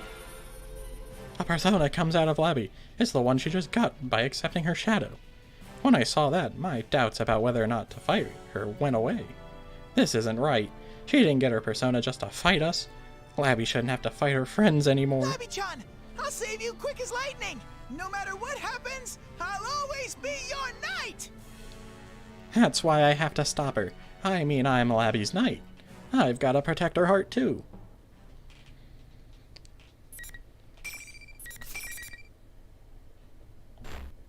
I'm punishing myself by skipping the dialogue, but so be it. I just want to beat this. I just really want to beat it. Final. Fight. I've had enough of this.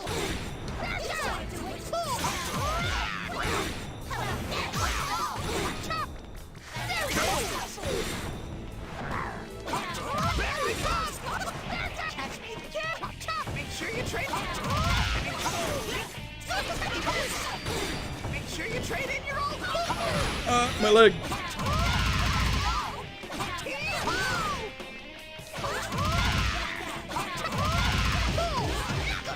You can make that.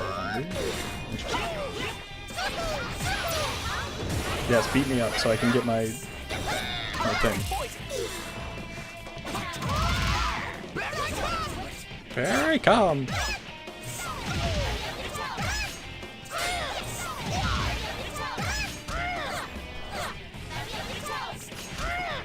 Hit me. Hit me. Oh, that works too. There we go. Everyone hit him with the salute.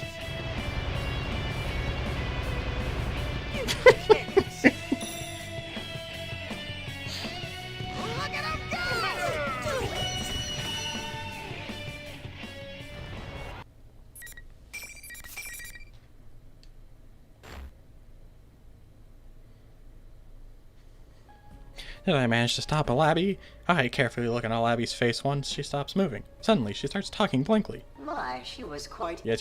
Well, Yes. It's the same voice as before, and it's totally a man's voice. Who in the world is that? He's been going on and on about personas, this and that, and something, or some test thing, but it's all just a gag to him. You hurt Labby-chan over something like that? I'm absolutely furious that he used Labby. After talking a brief...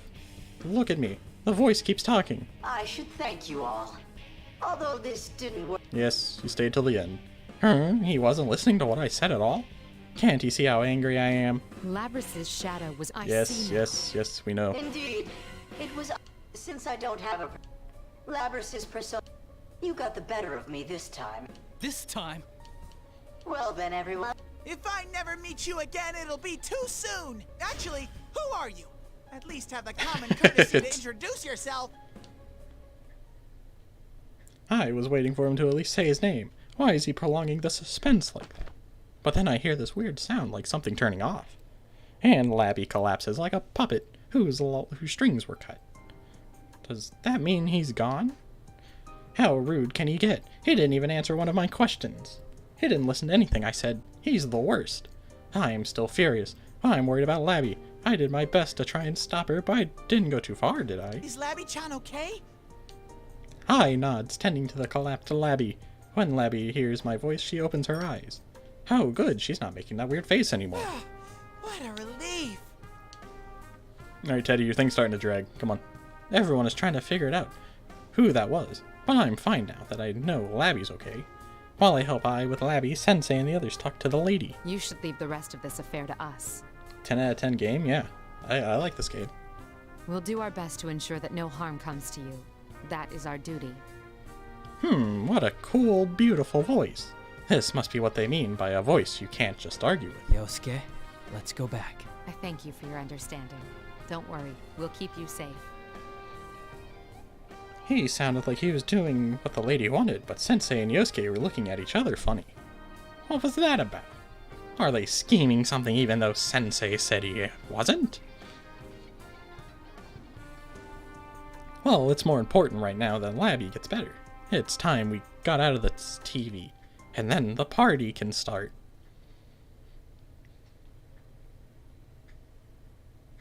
Oh.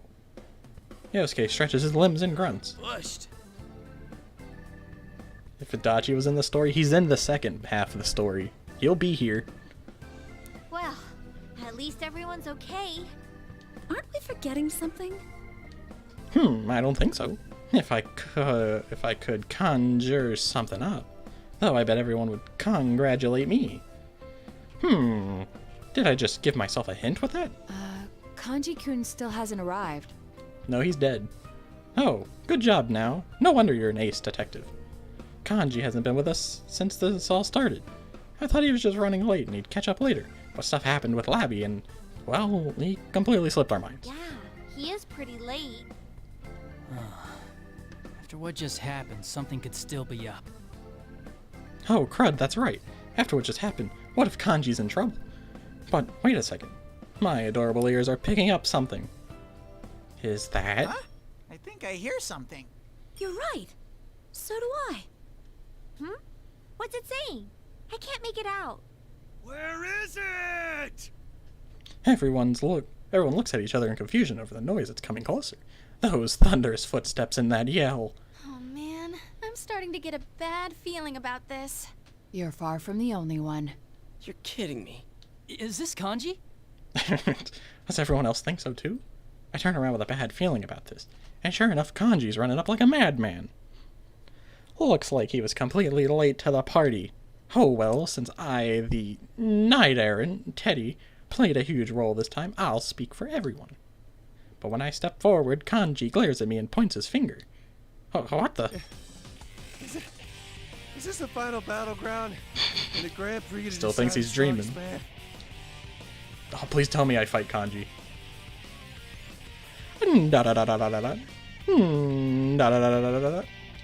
Kanji, why are you bringing that up? I see.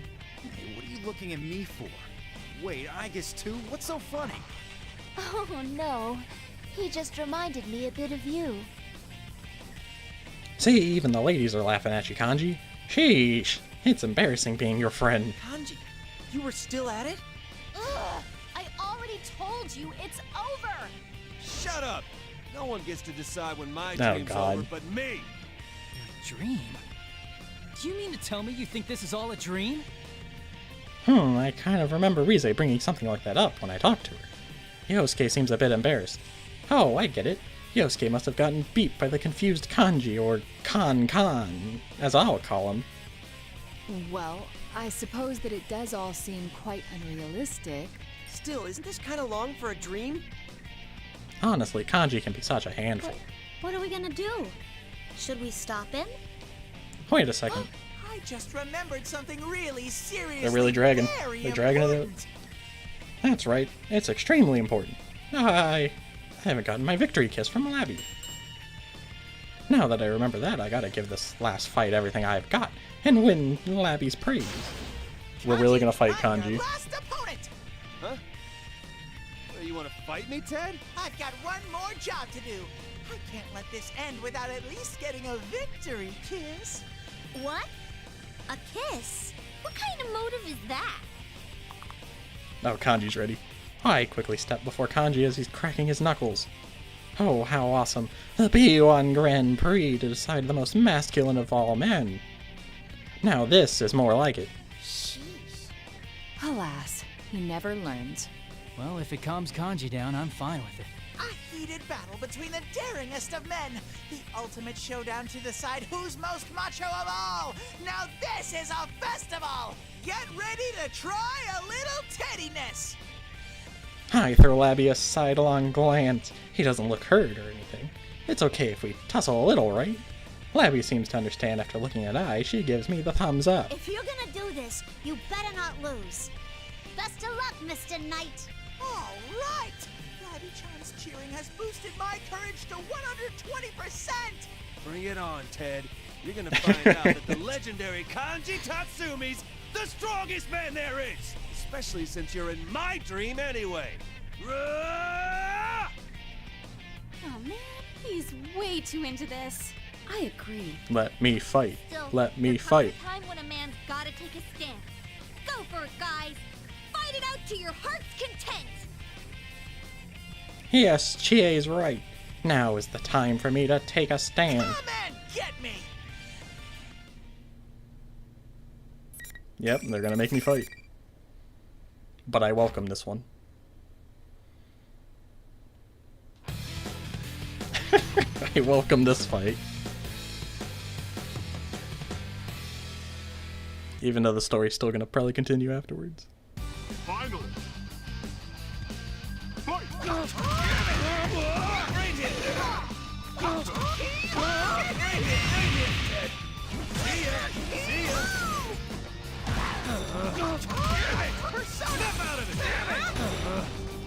I've had enough of this.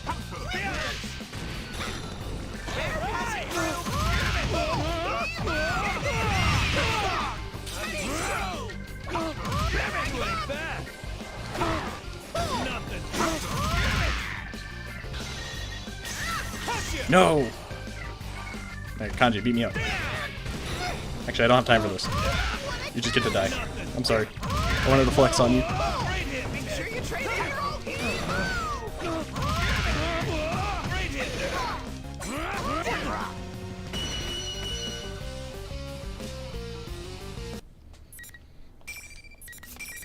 If I wasn't in a rough Kanji, I would have hit you with the salute. Teddy wins! Oh, look at this masculine man. Amazing! Hi! Teddy have dominated the Grand Prix. I'm truly the champion. And now that I've had my victory dance, shall we move on to our triumphant march back home? Satisfied now, Kanji? Huh? This isn't a dream? We've been telling you that from the start! Sorry. Stupid Please just Kanji. end. You really are dense, you know that? Man, this was all real? Sorry, kids. Oh, my Rize is showing Kanji no mercy. The world is a harsh place for losers, huh? Good thing I won. Nope, it's still going. They're very energetic. Ridiculous is more the word I'd use. I don't know. Seeing them like this brings back some memories. Come on, Labby-chan, give me a kiss. Give him kiss. Give him kiss. As I bounce around Labby, she looks perplexed. Oh, is she still holding out on me? Labby is such a tease. What gives, anyway? You fought one of your friends without even being forced to. How can you laugh about it like that now? I infer that for them, this is one way of communicating with each other. The common phrase I don't know if is she that does they it. are letting their fists do the talking. No, they're Their battling as fists friends. are talking? It was a mutual battle. Doing so allows people to form even stronger bonds. This wasn't exactly anything so noble. Bonds. Huh. I like that. Oh my god, just Ed. Labby smiles shyly and gently pats my head. Oh, those petting skills. She knows how to rub me the right way. Teddy, don't say that again. It's not a kiss, but I'll take it. And it's still going. After we all get out of the TV, we were so tired that we went our separate ways and fell asleep at home. The next day, we got together to see Labby off, plus the others who were going back to the city. Labby looks lonely in that cool, long car. Yosuke called it a sweet limo. Or maybe I'm the lonely one. Labby-chan, you decided to go with Mid-chan, right? With Mit-chan. Mit-chan? Yeah. Who are you talking? Oh. Wait, is he referring to me? Meat-chan indeed. And just what are you laughing at, Akihiko? The idea of anyone calling you... You're laughing too hard, Aki. What? It's very rare to see anything make Mitsuru-san laugh like this. Sheesh, what's her deal? I'm trying to have a heartfelt farewell. These guys keep undercutting me. Even Labby is laughing. Well, I'll forgive them for a cute girl's sake. Besides, laughing like this is more our thing than staying down in the The dumps. thought of staying here did cross my mind. But I've made my choice. Would Mitsuru even allow Labrys to stay here? At least unsupervised? I'm gonna find whoever it was that set you all up and catch him myself. The way Labby said that so confidently was awesome. She's gleaming so much I can barely look at her. But if I don't look, it'll be wasted, so I'll just have to go blind. I've heard that looking at cute girls can do that to you. Uh-huh. Yeah, you'll be okay. God, I still gotta do Naoto's. Ai-chan, Mid-chan, and Aki with you. I'm sure you can pull it off. Yeah. I'm not alone. Right? Exactly. If anything comes up, I'll be at your side right away. I'll try my hardest to make a place where I belong. Just like you, my senpai. Will you root for me? Gasp. Even when I'm far away? Teddy's so desperate that he goes for a robot. Yeah, man. I'm her senpai. That has a nice ring to it. I can't help but smile real wide, but I gotta keep my dignity. I am her senpai, after all. I make the sternest face I can and puff out my chest. Follow your senpai Teddy's example as much as you want. Just make sure not to follow his example of Imagine getting falling in carried love with a away robot. so easily. Couldn't be me. Dude, Labrys is way better than you at all kinds of things. You ask me, it's you who should be following her example. What? What horrible things to say. As a senpai, I demand an apology and reparations.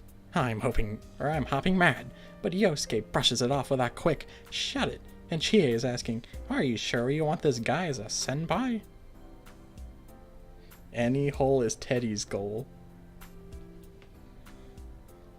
Alright guys, I hope you enjoyed the stream. Oh well, I can't let such petty jibes pass. Since I am a senpai and all. Seriously, the only good thing about my friends is that they're never dull. Make sure you train hard so you can keep up with them, okay? Yeah, I'll do that. I ignore everyone else talking about what training hard really means as Labby and I look each other in the eyes and smile. A true exchange of feelings, it's like me and Sensei. But for a moment, Labby's face goes serious. Worried even. I cock my head to ask what's wrong and Labby hesitantly answers. Can I come back here again? No! There's only room for one mascot. Why would you have to ask that? Huh? Heck, if you don't come back, I'll come after you and drag you here. Teddy, that's kidnapping. Seriously, what a thing to ask. We're friends and senpai and student on top of that. She doesn't need my permission to come back here. Gotcha. But make sure you let me know in advance so you don't cause a scene by showing up all of a sudden, okay? Labby smiles. Why is she crying? I can't bear to see a cute girl cry. But Labby laughs through her tears and gently takes my hand. Which form would he do it in? Both. Takes my hand, her mechanical hand presses into my fur. Thanks, Teddy. Thanks to you too, Labby-chan. When he abducts her, he'd pull her into the suit. And then run off with the suit. Well, see ya!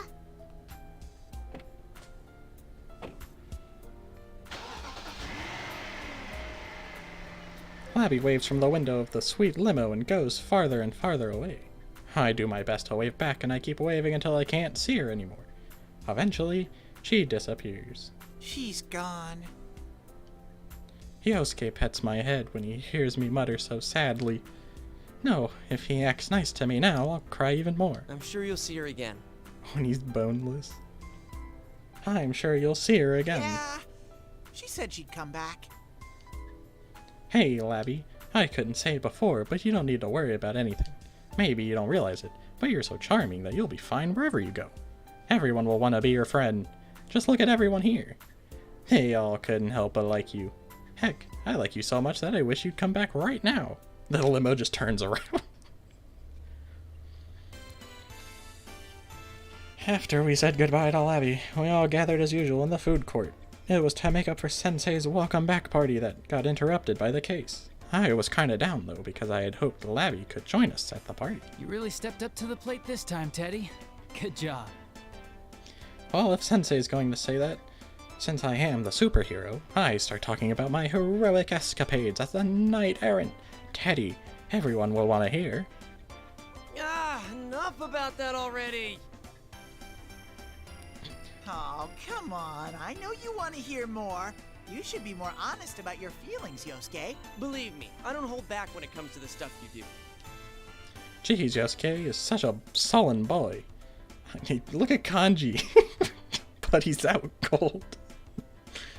I elbow Yosuke in the ribs while Chie looks up from being moved to tears by my heroic tale. Are you done talking about your hero thing? Huh? I'm sorry, Teddy. What was the last thing you said? Look at Rize's face. What? Was no one listening at all? Hey, now that I look at it, even Kanji's fast asleep. You're all so cruel. Come now. We all know that you did your best already. Really? Then can I go on with my story? No. Let's save the rest for another occasion. Sheesh, that's enough out of Teddy. Come on, Yosuke-senpai. Now's your chance. Right. Everyone, may I have your attention, please? Why does Yukiko drink so weirdly? Who knows? It's Yukiko. When Yosuke claps his hands together, he gets everyone's attention. Even Kanji wakes up from his nap. I'm impressed and a little jealous. We are gathered here today at this food court to celebrate our reunion, obviously. But that's not all. Is this about that mysterious voice? But I thought we were going to let those Kirijo group people handle it. I said that we should trust Mitsuru-san, but I didn't tell her we wouldn't get involved. Now that's our leader. That's what I'm talking about. So what's the plan? Are you still half asleep? It should be obvious what we're going to do. Obvious what we're going to do. Does that mean what I think it does? I look at Sensei with excitement. He looks his usual cool expression before speaking up. The investigation team is back in action. Ooh, I wondered if that was it. But now that he said it, my excitement's through the roof. I'm like a Teddy rocket. I'll go all the way to space. He means we're going to be working on the same thing that Labby and her new friends are, right? I'm so pumped to do this that I feel like I'm turning into an hot air balloon. Considering how important I was to solving this case, I bet that'll continue into the next one. There's only one thing to say. This looks like another job for Teddy! What? Where did that come from? The moment I say it, everyone promptly makes a jab at my comment. Now this is the bond between friends is supposed to be. I can't wait for Labby to join in on the ribbing too. Oh, and Mitchan and I, too, of course. If Aki changes his half-naked ways, I might even let him join in too. The best golden week ever is just getting started. Oh, why did his last so long? His was like so long. Oh, there's still 4 more, and we're cutting it close. Each one of these is taking like 30 minutes. Some take longer.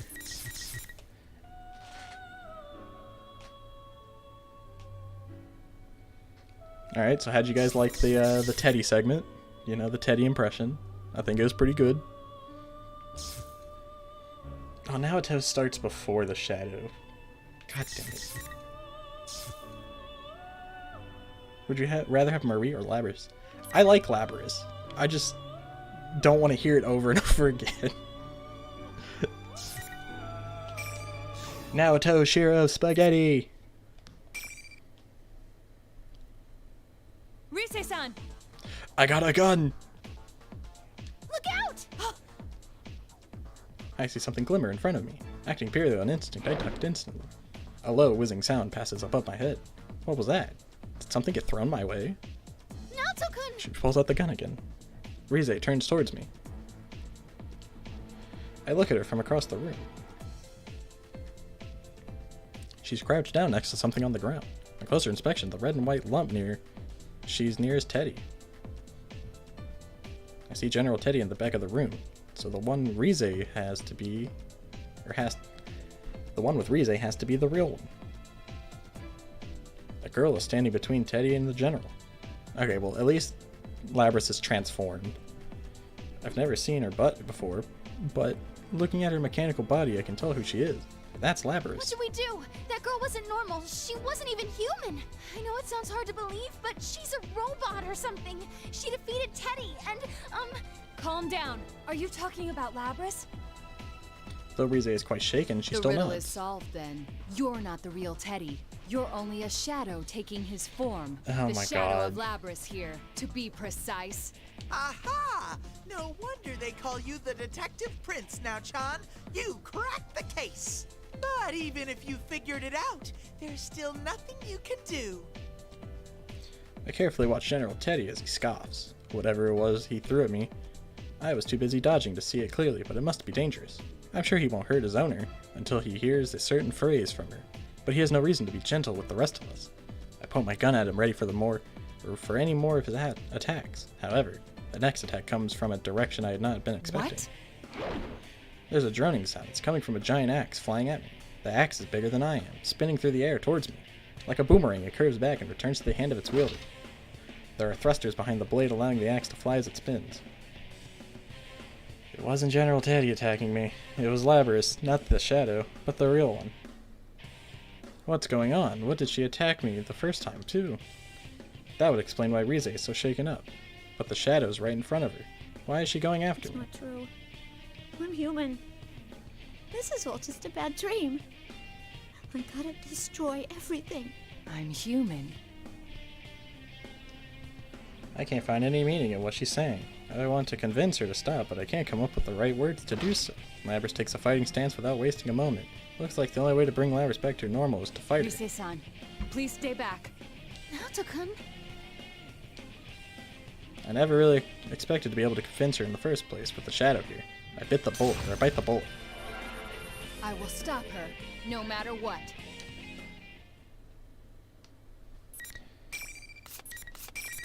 Naoto, Shiro, spaghetti. The reading fatigue is hitting me. I'm starting to feel it even more now.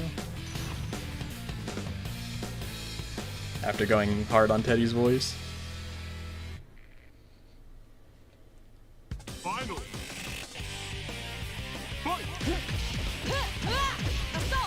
Okay. What? There. Go! I must hit! There. That's enough! There. Assault! Okay. Stay down!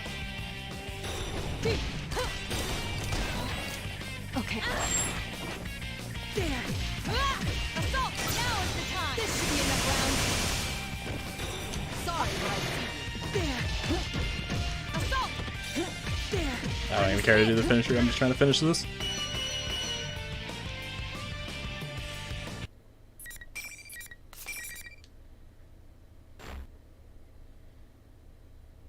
Aw, she beat you fair and square. You really are useless, Labby-chan.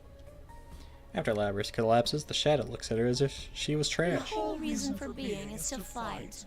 And you can't even do that. Imagine being pit up against a bunch of robots similar to you, only to lose to a human. You're not worth a damn. You don't need to exist anymore. The shadow's voice and speech patterns begin to slip away from its impersonation of Teddy. No, that's not all. The fake Teddy's appearance begins to warp as well. Finally, the time has come for it to reveal its true self. Who's ready for a loud cutscene that I'm skipping because we already seen it? It's... The form that it takes is, as I thought, Labrys. Who'd have guessed? I am a shadow. The true self. That's my face. Oh. You don't want to remember? Fine. You can die like that. She's attacking her owner now. Is it a threat to pressure her? No, this is the shadow we're dealing with after all. There is no knowing what it will do. Stop it! What's this? Why are you protecting her? It's her fault you all had to fight each other, you know. With that, she turns her other self and looks down at her with dissident in her You eyes. want the everyday boys and girls to experience what you had to go through, right? That's why we're in a school having a fighting tournament. That ain't! My home was a horrible place. They made us fight and kill each other just to collect combat data. It hurts so much, but no one understands. How can I make them see? I know. I'll force friends to fight each other. Maybe then they'll understand. No. I wanna make them understand. I feel like the story would have just been a lot more tolerable if it was all just like a line and not like a bunch of random like different directions. Oh, yeah? If it was consistent. Then let me take over from here. I think that's the part I'm looking forward to the Ultimax story. Is at least seems like, you know, straightforward. I'll destroy everyone who pretends to understand. Just like you did From the looks of before. it at least. Stop! I've had enough! Labrys! You're not me. You're not me! No! You said it! You finally said it! The power. I can feel it building! And we get Adachi, Yukari, and Junpei, and Ken. A sinister aura surges from the shadow. Even the surroundings begin to warp with its energy. And we skip, because we've seen it. In an instant, the area becomes dominated by a piercing red light. The view from beyond the windows changed completely. I hear Rize gasp behind me. I don't know what this place is modeled after, but I get the sense that someone carved open a living creature's stomach. This is the reflection of Labrys' heart, the suffering she carries. The shadow's golden eyes stand out even more in the dusky redness, focusing on me. I change my mindset. There's only one thing to do here. Just as my friends did for me. Rize-san, you watch Labrys and Teddy. Yeah, for the women. We need Adachi. I got him. Good luck, Nato-kun. Yes, I'll save her. Oh, thank God, we're jumping right into the fight. Now at ho, Shiro Spaghetti!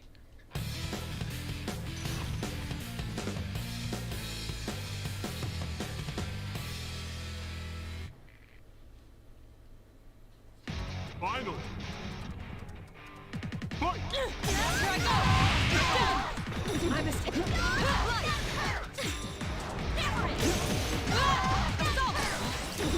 Okay.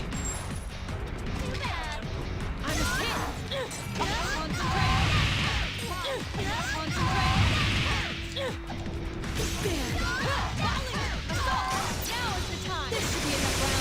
I don't even care, I'm just out for the kill.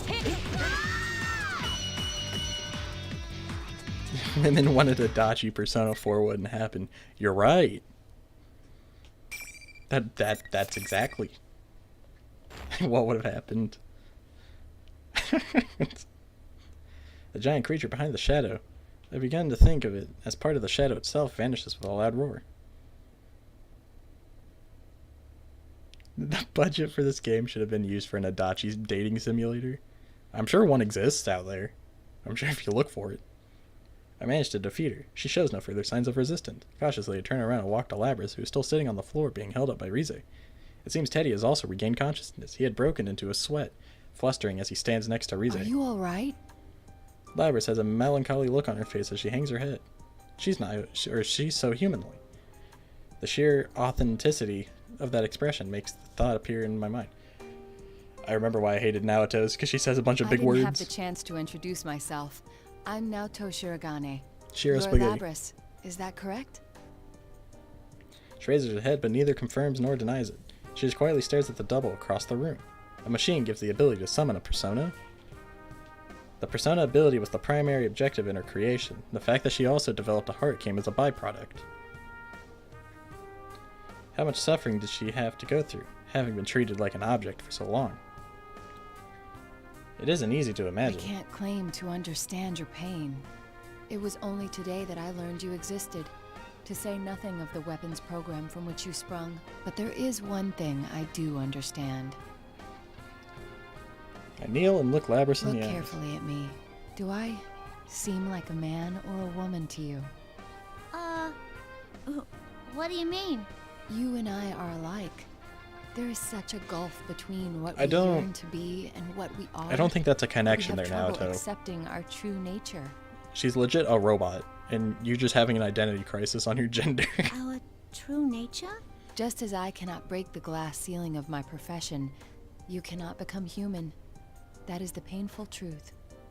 But if we were able to change, would that truly bring us happiness? I feel there is something only you or I can offer, because of who we really are. There's something a machine like me? Even if there is something like that, there's no place I belong. That That's not true. I'm not human either, but I work at Juness. The part-time ladies give me sweets sometimes and everything. But I want you to give me that piece of meat. The heart is always lacking something. It may be that you and I will be troubled by this same thing for the rest of our lives. But please don't forget that you're not alone anymore. I'm not alone. Go on. Accept the shadow. Don't worry. You're not alone. That's right! I'll stick to you like glue! Don't ever say that again, Teddy. And it won't be just us. I'm sure you'll make lots of friends with everyone in town. Really? A machine? Like me? We nod. Labrys stands up and approaches her shadow. Said it's okay to be me. Doesn't that make you happy too? She takes the shadow's hand as it droops its head I'm listlessly. so sorry I locked you up inside me for all that time. But we'll be okay now. I'm not alone. And you're not either, right? Well, technically she was never alone, because you have the memories and hearts of a bunch of other robots. You know? Labrys, there are some people from the Kirijo group here looking for you. I wonder if they'll stick me back in that box again. Of course they will. After all, I caused a lot of trouble. What else are they gonna do? I can't say anything about that for certain, but you should talk with them. It's your right to be where you belong. Yeah, you're right. At that moment, I hear several sets of footsteps approaching from outside. I stand and take a fighting pose for an instant, but relax when I hear familiar voices. I ease up and smile. Is everyone all right? Whoa, Senpai! You're back from the city already? Never mind him, Kanji-kun. What about you? What have you been doing all this time? The shadow host was defeated. The invisible walls must have disappeared. This place is familiar to all of us. With the walls gone, finding each other is a piece of cake. Yo, Naoto. Guess you made the big meetup after all, huh? I swear, we're tied together by fate or something. Actually, is that the real you, Teddy? You're so blind sometimes, Yosuke. Rise-chan, I'm so glad you're safe. Senpai, you're all here. Kirijo's group comes in from behind Senpai and the others. The room instantly falls silent. Perhaps some of the others had encountered them during a match before I did, but in general, everyone was shocked to see them. Kirijo weaves between all of us and walks directly towards Labrys. You must be Labrys. Okay, we're just gonna do the meeting here. That's kind of nice. But I don't know.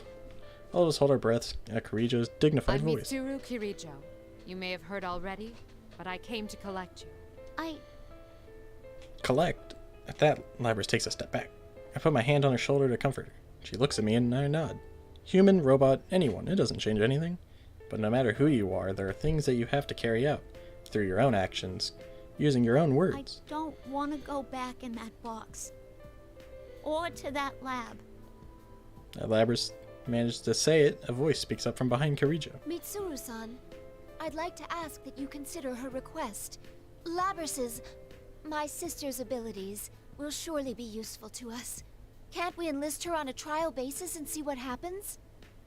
Sister, surprised by that unfamiliar appellation, Labrys looks towards the speaker. You're a robot too. It's nice to meet you. I'm I too also killed a bunch of my units. The 7th generation anti-shadow suppression weapon. I think. I'm your successor, sister. We're sisters? She answered Labrys with a smile. Amazing. Her tone, her expressions. They are all so human. I'd like to third their request. I'm well aware that I'm in no place to make demands on you, but... Kirijo gave a wry smile after a third objection. I'm starting to feel like the bad guy. There's no need to worry. I wasn't thinking of sealing you away again. Really? You've awakened to your persona and gained control over it. True. I don't know for sure that the danger is past, but I don't feel that you need to be sealed off from humanity, particularly since it's obvious that you have a heart. Kirijo-san. Labby-chan doesn't need to be all alone anywhere? Yay! Victory! Naoto, sorry to interrupt, but who are these Who people? are you people? They kinda look like a bunch of freaks. One of them's half naked. Yeah, I mean, one of them's not even human. I guess she's a robot? Huh? Robot. Wait a sec. Kirijo? As in the Kirijo group? Wait, what? What's going on here?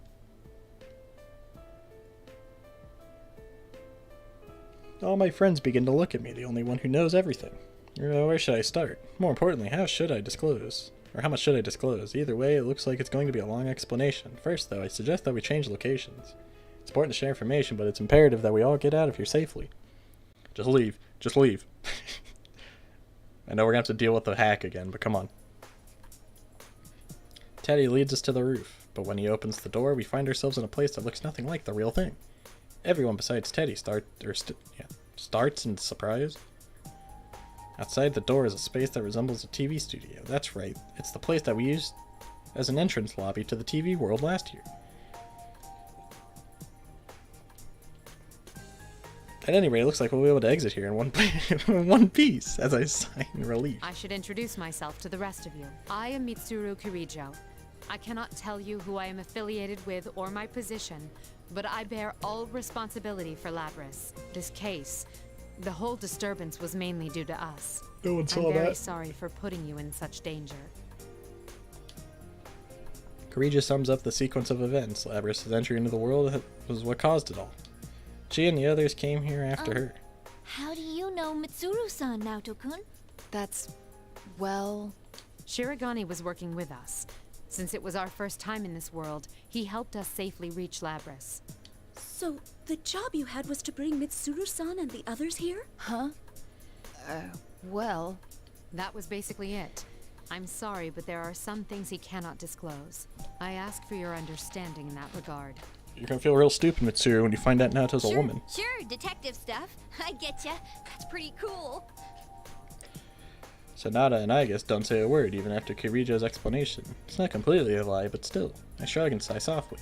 And now that she seems... I'm not denying any part of her less than vague explanation. I might as well be admitting that my investigation positions me against her. I really am no match for her. Well then, let's all go home. Alrighty, attention please. The trip doesn't end until we get out of the TV. Dude, you really gave us a scare. And this isn't the first time either. Well, at least it ended well. You know, I understand about Rise-chan and Teddy, but why did Kanji-kun go missing again? Huh? Oh, well, because, Yeah, I fell through the TV. You needed a change of pace, no? What? Did I misspeak? You said something like, sometimes a man just wants to be alone inside a TV. As if... Alto, you bastard! Why'd you have to tell him that? Labrys laughs at her small talk. Looking at her, I begin to feel like this episode wasn't so bad after all. But suddenly, Labrys' smile disappears and her body freezes in a natural position. Labrys does not answer me. Sanada shouts a warning. Get away from her! Yes. Everyone jumps back confused. Kanji wasn't even sure what he was supposed to be backing away from at first. Soon, though, we all stand around her in a ring. Labrys stands in the center, completely motionless. What's going on? I don't know. I can only tell that she's probably being controlled from outside. Controlled? As we all watch her, confused and nervous, Labrys' right hand slowly begins to move. It reaches around her back and it thrusters, or rather the axe. Just turn Labrys into scrap metal. Labrys' eyes are staring blankly into space, but suddenly glancing. Shirogane! Shiro Spaghetti! The warning comes at the same instant as the attack. I can feel the wind of the axe passage as I bend backwards to dodge the blow. If she'd gone after anyone else, things might not have been so fortunate. I'm the only one who's actually seen that attack before. But Labrys follows up with something different. I gulp in spite of myself. That white, elegant silhouette behind Labrys. I'd almost forgotten. Labrys now has the power of a persona. Fighting her won't be so easy as it was before. Labrys, why? Never mind, it can wait. Oh, she's not even talking this time. Nice. Let's just go. Come on. Speed through it. Like, it's not so much that, like, I'm not having fun with the story, it's just, like, they're just repeating a lot of the same things right now, and I just want to get through it. So I can get to the Persona 3 cast. Finally. So at least something's different.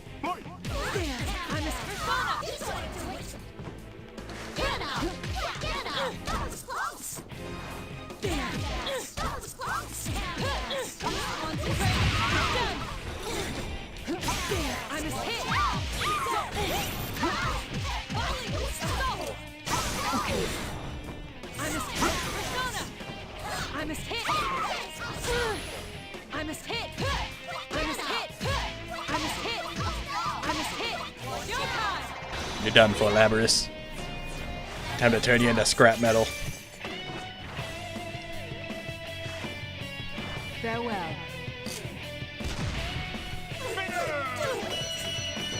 Perhaps I took it too far.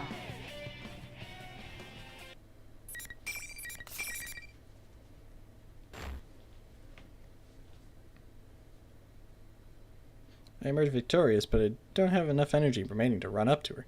I breathe heavily and look at her. I guess runs towards Labrys in my place. Sister, are you all right? Suddenly, an uncanny voice echoes throughout the studio. To think she'd fall so easily. What?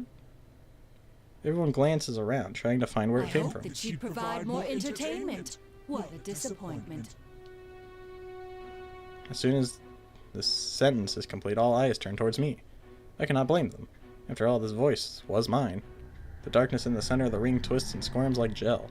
A face forms on its surface and it hardens into limbs in a human-like body. It stands up. The thing standing before us was, again, me. No, just something taking my shape. Now What is happening Shadow? now? Why? I thought you disappeared.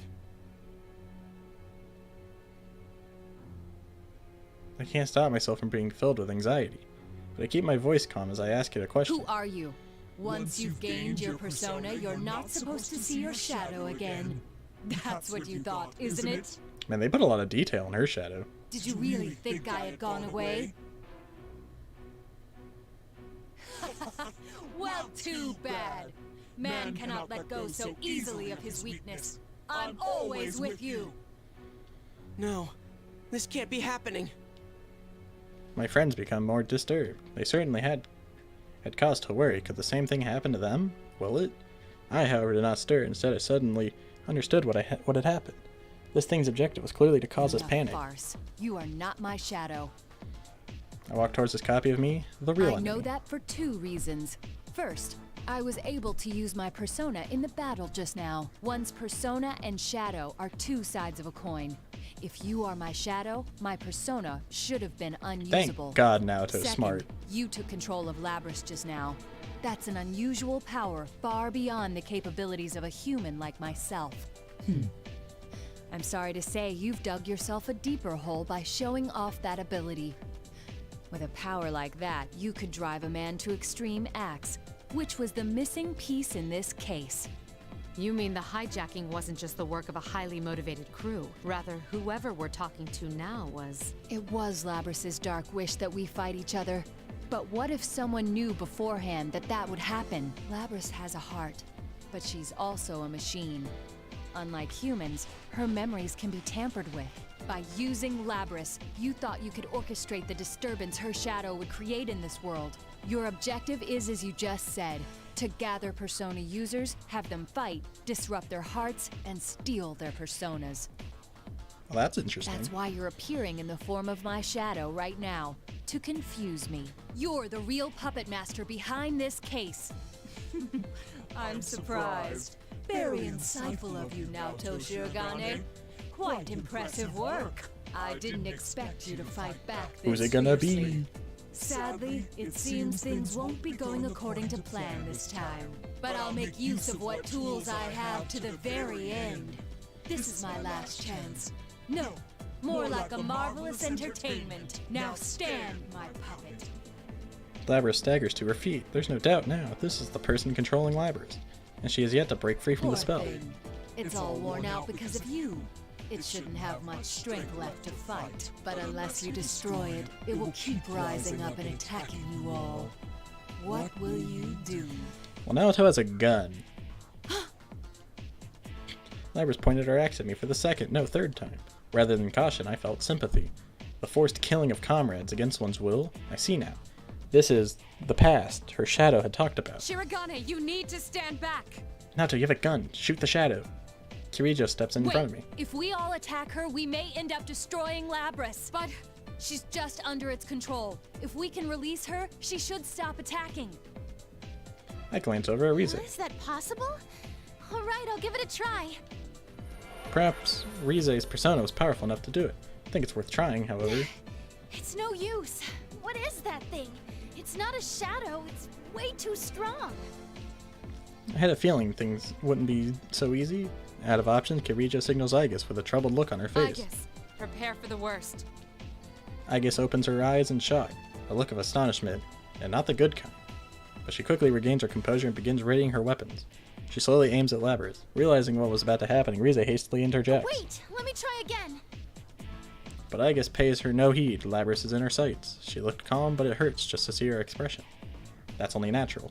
She called Labrys her sister. Good. Now suffer. Relinquish your personas.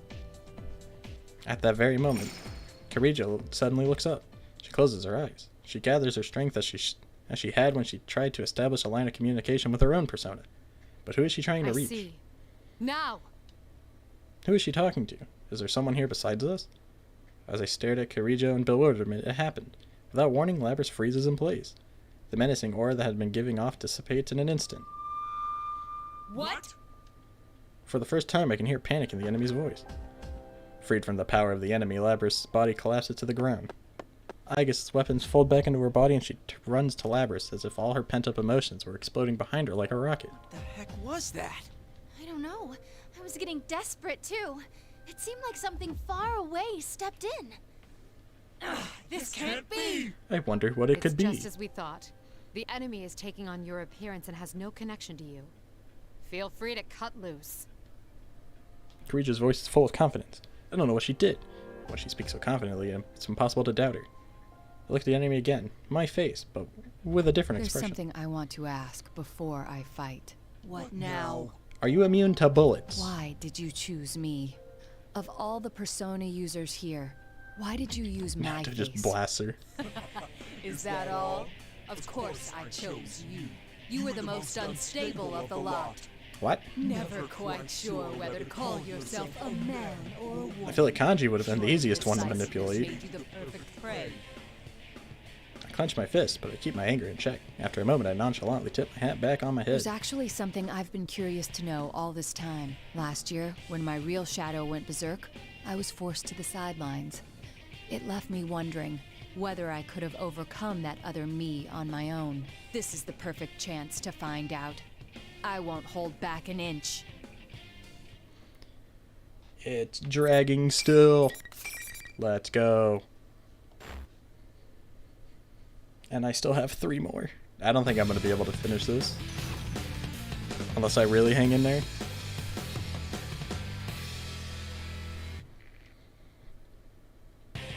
Because now they're pulling the wacky stuff out. Okay. Can't do that. Okay. Here goes. Stay down. That grab animation's so long. Done. There. Volley. Stop. Now is the time. This should be enough rounds. Volley. Stop. Now is the time. This should be enough rounds. Not bad. Here goes. Stay down. Just want it over with.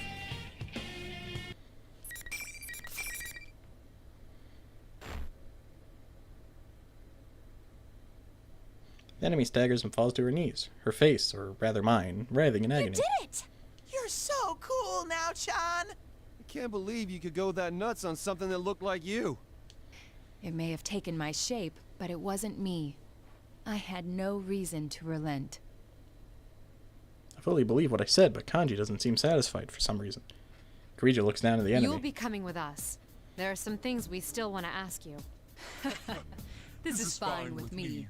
There were many twists and turns along the way, but I'm not displeased with the results. It was good enough for this time that I confirmed you have the power to meet my expectations. This time, this is only a temporary form. I doubted there'd be any meaning in changing my appearance, but sure enough, it made for a very enjoyable game. I will see you in another guise next time. Just wait until then. I don't know which I hate more. The fact that they repeated the Labrys being hacked scene like 5 times, or now where they switch it up. It's just to add more. Nope, she gone. The enemy laughs and begins to fade away. Wait. Of course, the enemy simply disappears into thin air. Who was she? And what was her objective, trying to separate us from our personas? Unfortunately, I was not able to get to the core of the matter. But still, next time, huh? Hell no! Don't you dare come back again! Yeah, what he said! Seriously, that was one sick bastard. Copying Now-chan was going too far. Bad enough that Too it was far. invalidating of my image rights, taking my form like that. I wonder if this is the start of something bigger. Yeah, I don't think we should let our guard down. All this information's giving you a headache. All this reading's giving me a headache. Everyone's face is clouded with anxiety. No one could have imagined that we'd run into some bigger threat. Does the enemy plan to cause another incident like this again? Are we gonna get more humiliating catchphrases? Killjoy detective? Am I really that bad? It appears that Kirijo has worries of her own. My analysis didn't make it in time, but that was... It's hard to believe. Then again... With a strong look in her eyes, she swallows her fears and comes to us as we discuss who the mastermind could be. In any case, you don't have to worry about it. Okay, they're obviously targeting us. They're taking the We can't responsibility. shrug and go on our way after that. He's correct. Given that it's taken an interest in us, we must arm ourselves against it. Of course, you should be aware that the enemy is out there, but there is no need to abandon your lives to pursue it. We will do our best to ensure that no harm comes to you. Blue gave up. She That just is, says, no after all, our Adachi, duty. I'm out. I can sense that she is completely sincere. We all trade glances, but we eventually concede with our leader's opinion. We'll agree to Kirijo's offer. There are some lingering regrets, but we have a little choice right now. Seeing that everything is settled, Teddy butts in and strikes a strange pose. We turn to look at him, and with a grin of pride, he kicks at the floor with his heel. That is his usual little dance when summoning the exit TV to get us out of the TV world. Kirijo's group is obviously surprised, and they look pointedly at the TV. What are you doing with this ancient TV? Hang on, where'd you even get this? It's a Teddy vision. You can get out from here. This TV is our escape route? Can we really fit inside? Probably not you, but... Ooh, are you a little too front-loaded to fit? In that case, I wouldn't mind helping you squeeze through. You're even worse than before, you know that? We all pass through Teddy's TV and make it back to the real world. Of course, Kirijo is a bit flustered to find herself in the middle of a department store. Labrys looks slightly lonely, but she follows Kirijo by her own free will. There shouldn't be anything to worry about. Remembering Aigust's gentle smile, I know that they'll make sure Labrys is alright. And so, the incident came to a close. End. End right there. Just end. Please. And it didn't. We have to say goodbye. The following day, May 4th, Kirijo had stayed the night pursuing a follow-up investigation and is going back to the city today. We learned that from none other than Labrys, who had called us all, wanting us to say goodbye in person. And of course, we were obliged to see them off. At an intersection just outside the shopping district, we gathered by that oh-so-familiar limousine to exchange parting words with I'm Labrys. really sorry for causing you guys so much trouble. What are you saying? I had a blast meeting you, Labby-chan. Likewise, but I can't believe you didn't notice at all that Kirijo-san was searching high and low for you. You're so thick. That could be taken in two different ways there, Rize. That is mysterious. I wouldn't hesitate to answer the call of such a beautiful woman. It must have been because I was having so much fun talking with Labby-chan. She never gives it a rest. So, what are you gonna do now, Labrys? If you need help, we don't mind sheltering you. Yukiko's house is a great hideout. I was really hoping these would take like 20 minutes each. Thanks. But I'm planning on working with Mitsuru-san. We're gonna catch the scumbag who tried to use you guys. This time, it'll be me that's got your backs. Sounds promising. Sounds It promising. sounds as though you found a place where you belong then. Sure enough. Come back anytime to hang out, okay? We'll be here for you. Okay. Thanks, you guys. Labrys' expression is radiant. I turn around to see Kirijo and the others watching from inside the car with gentle smiles. I leave the circle gathered around Labrys and approach Kirijo. There's something that I have to confide in her after all this time. I confess, I had known about the existence of the Shadow Operatives from the start. As I thought. Well, considering what we've both been through, there's no need to keep it hidden from you anymore. Why are you taking the lead even if it risks your life? A woman in your position needn't. A great many people were hurt because of mistakes the Kirijo group made in the past. I won't let it happen again. To leave behind nothing that could jeopardize the future. That's my mission. More than that, it's a vow I made. I'm here to fix the mistakes my dad and my grandpa made. I feel like she's speaking to someone else, someone who's not here to hear her. She then nods to me. The The sincerity in her eyes is all the confirmation I need. In my line of business, you rarely come across people who actually speak what they mean, people I would call noble. She is one of the few. Her eyes show trust in me, and that makes me proud to know her. You've been a real help. About the next step, though, I doubt you'll back down that easily. Who knows? It's not my decision to make. I give a casual reply, and Kirijo shakes her head with a smile. I understand that nothing I say can dissuade you, but I want you to be cautious. Her expression turns serious. This is likely to be a personal warning about the investigation I've been conducting on her. There are those within the Kirijo group who don't think as I do. There are no doubt a lot of dark secrets to be unearthed. The current Kirijo group has drifted away from the family businesses. I am only the founding family's daughter, not the strongest position. What an odd warning. It's as if you're showing compassion to your enemy. Well, I too personally hope you find success. You be careful too, Kirijo-san. Just call me Mitsuru. Of course, Mitsuru-san. Well, until next time. The car soon depart in the direction of the highway. We watch as Labrys waves from the window, believing that one day we'll meet again. After seeing them off, we head to the food court at Junest. It's been a bit delayed, but it's time for Yu's welcome back party. These last few days have been full of trouble, but I can help but feel that some sort of fate has brought us together in the end. Soon the topic at hand changes to what Yu had said. We should reform the investigation team. Just as Mitsuru had predicted, it was the only natural reaction to what we had been through. Not a single one of us objects to the idea, and we all talk about our plans to continue. By the time we split up and arrived home, it was close to midnight, but I sat at my desk and turned on my computer so that I may compile my report of the investigation. What follows are my impressions of the organization called the Shadow Operatives, as well as their leader, Mitsuru Kirijo.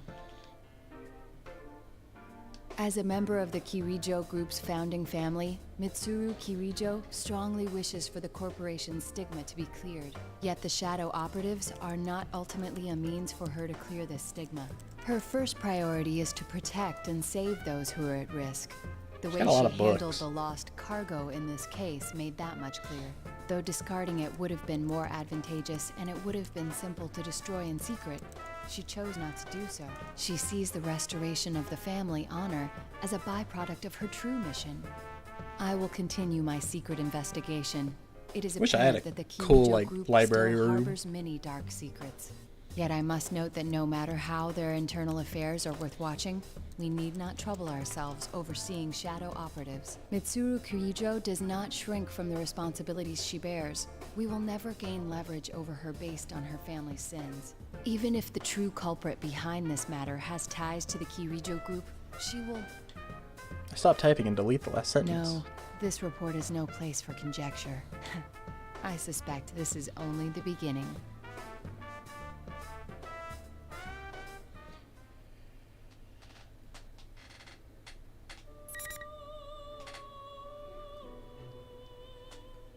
We're 4 down. Or no, we're 5 down. Just 3 more to go.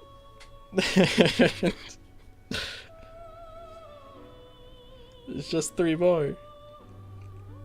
But I don't want to continue. They all just last for so long.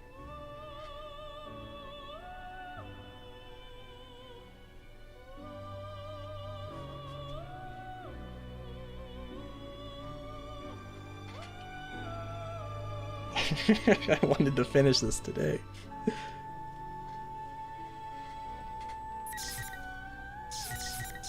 And then there's no telling what this one's going to be. I'm going to be so mad if I finally unlock whatever this is.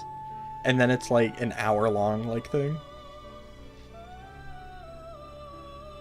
Who knows? It might be just like a secret movie or something. Be like, oh, this is what's coming up.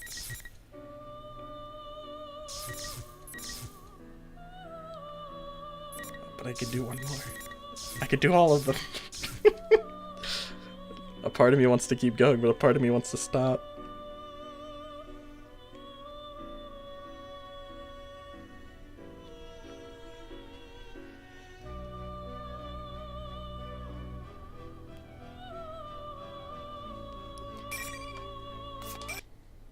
I've decided. The mental fatigue is... I can't keep going.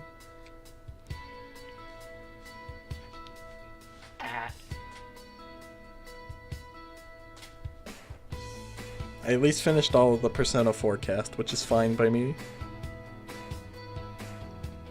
So then, next time I'll do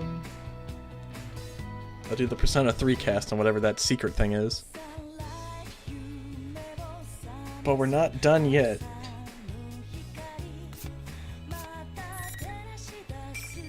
Because I have to make the women happy. Welcome to the Velvet Room.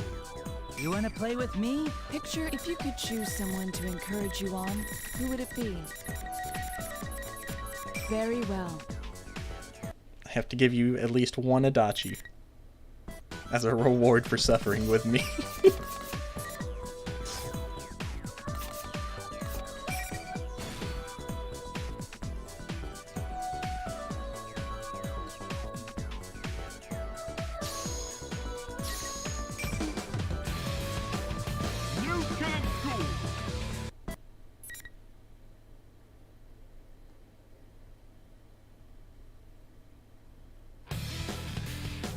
An Akihiko. Oh god, this guy's probably gonna play lame. I think out of all of the characters, I hate playing Akihiko. He just feels so clunky. Sorry, but I don't play nice. So you're my sparring partner. Round 1. Action.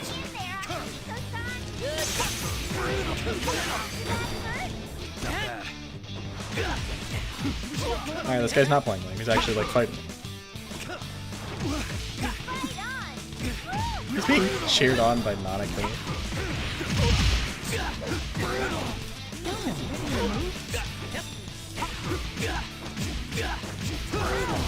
I don't know how to fight this guy.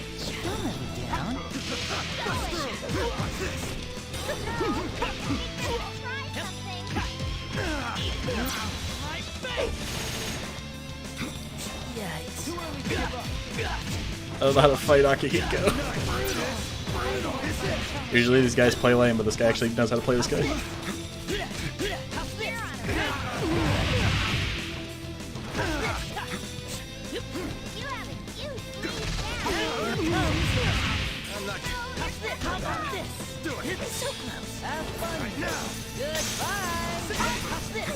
No! That doing so good. Don't worry, I can still do this. I'm bringing it back. Round 2. If you're gonna do it. Not bad.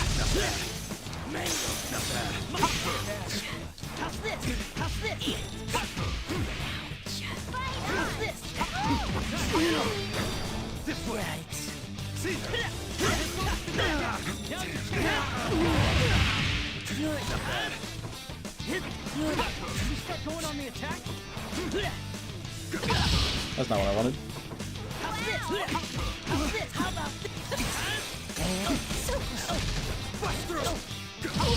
What? No, free me! Free me! Dang it.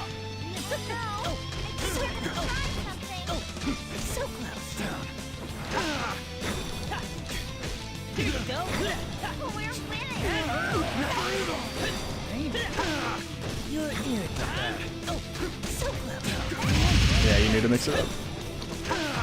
I'm not giving up.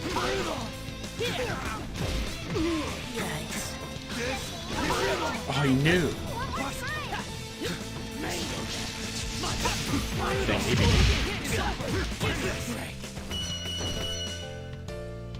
That was a good match. That was a good match. I respect it. Is anyone surprised by the results? If I remember right, you're that guy from last year's case.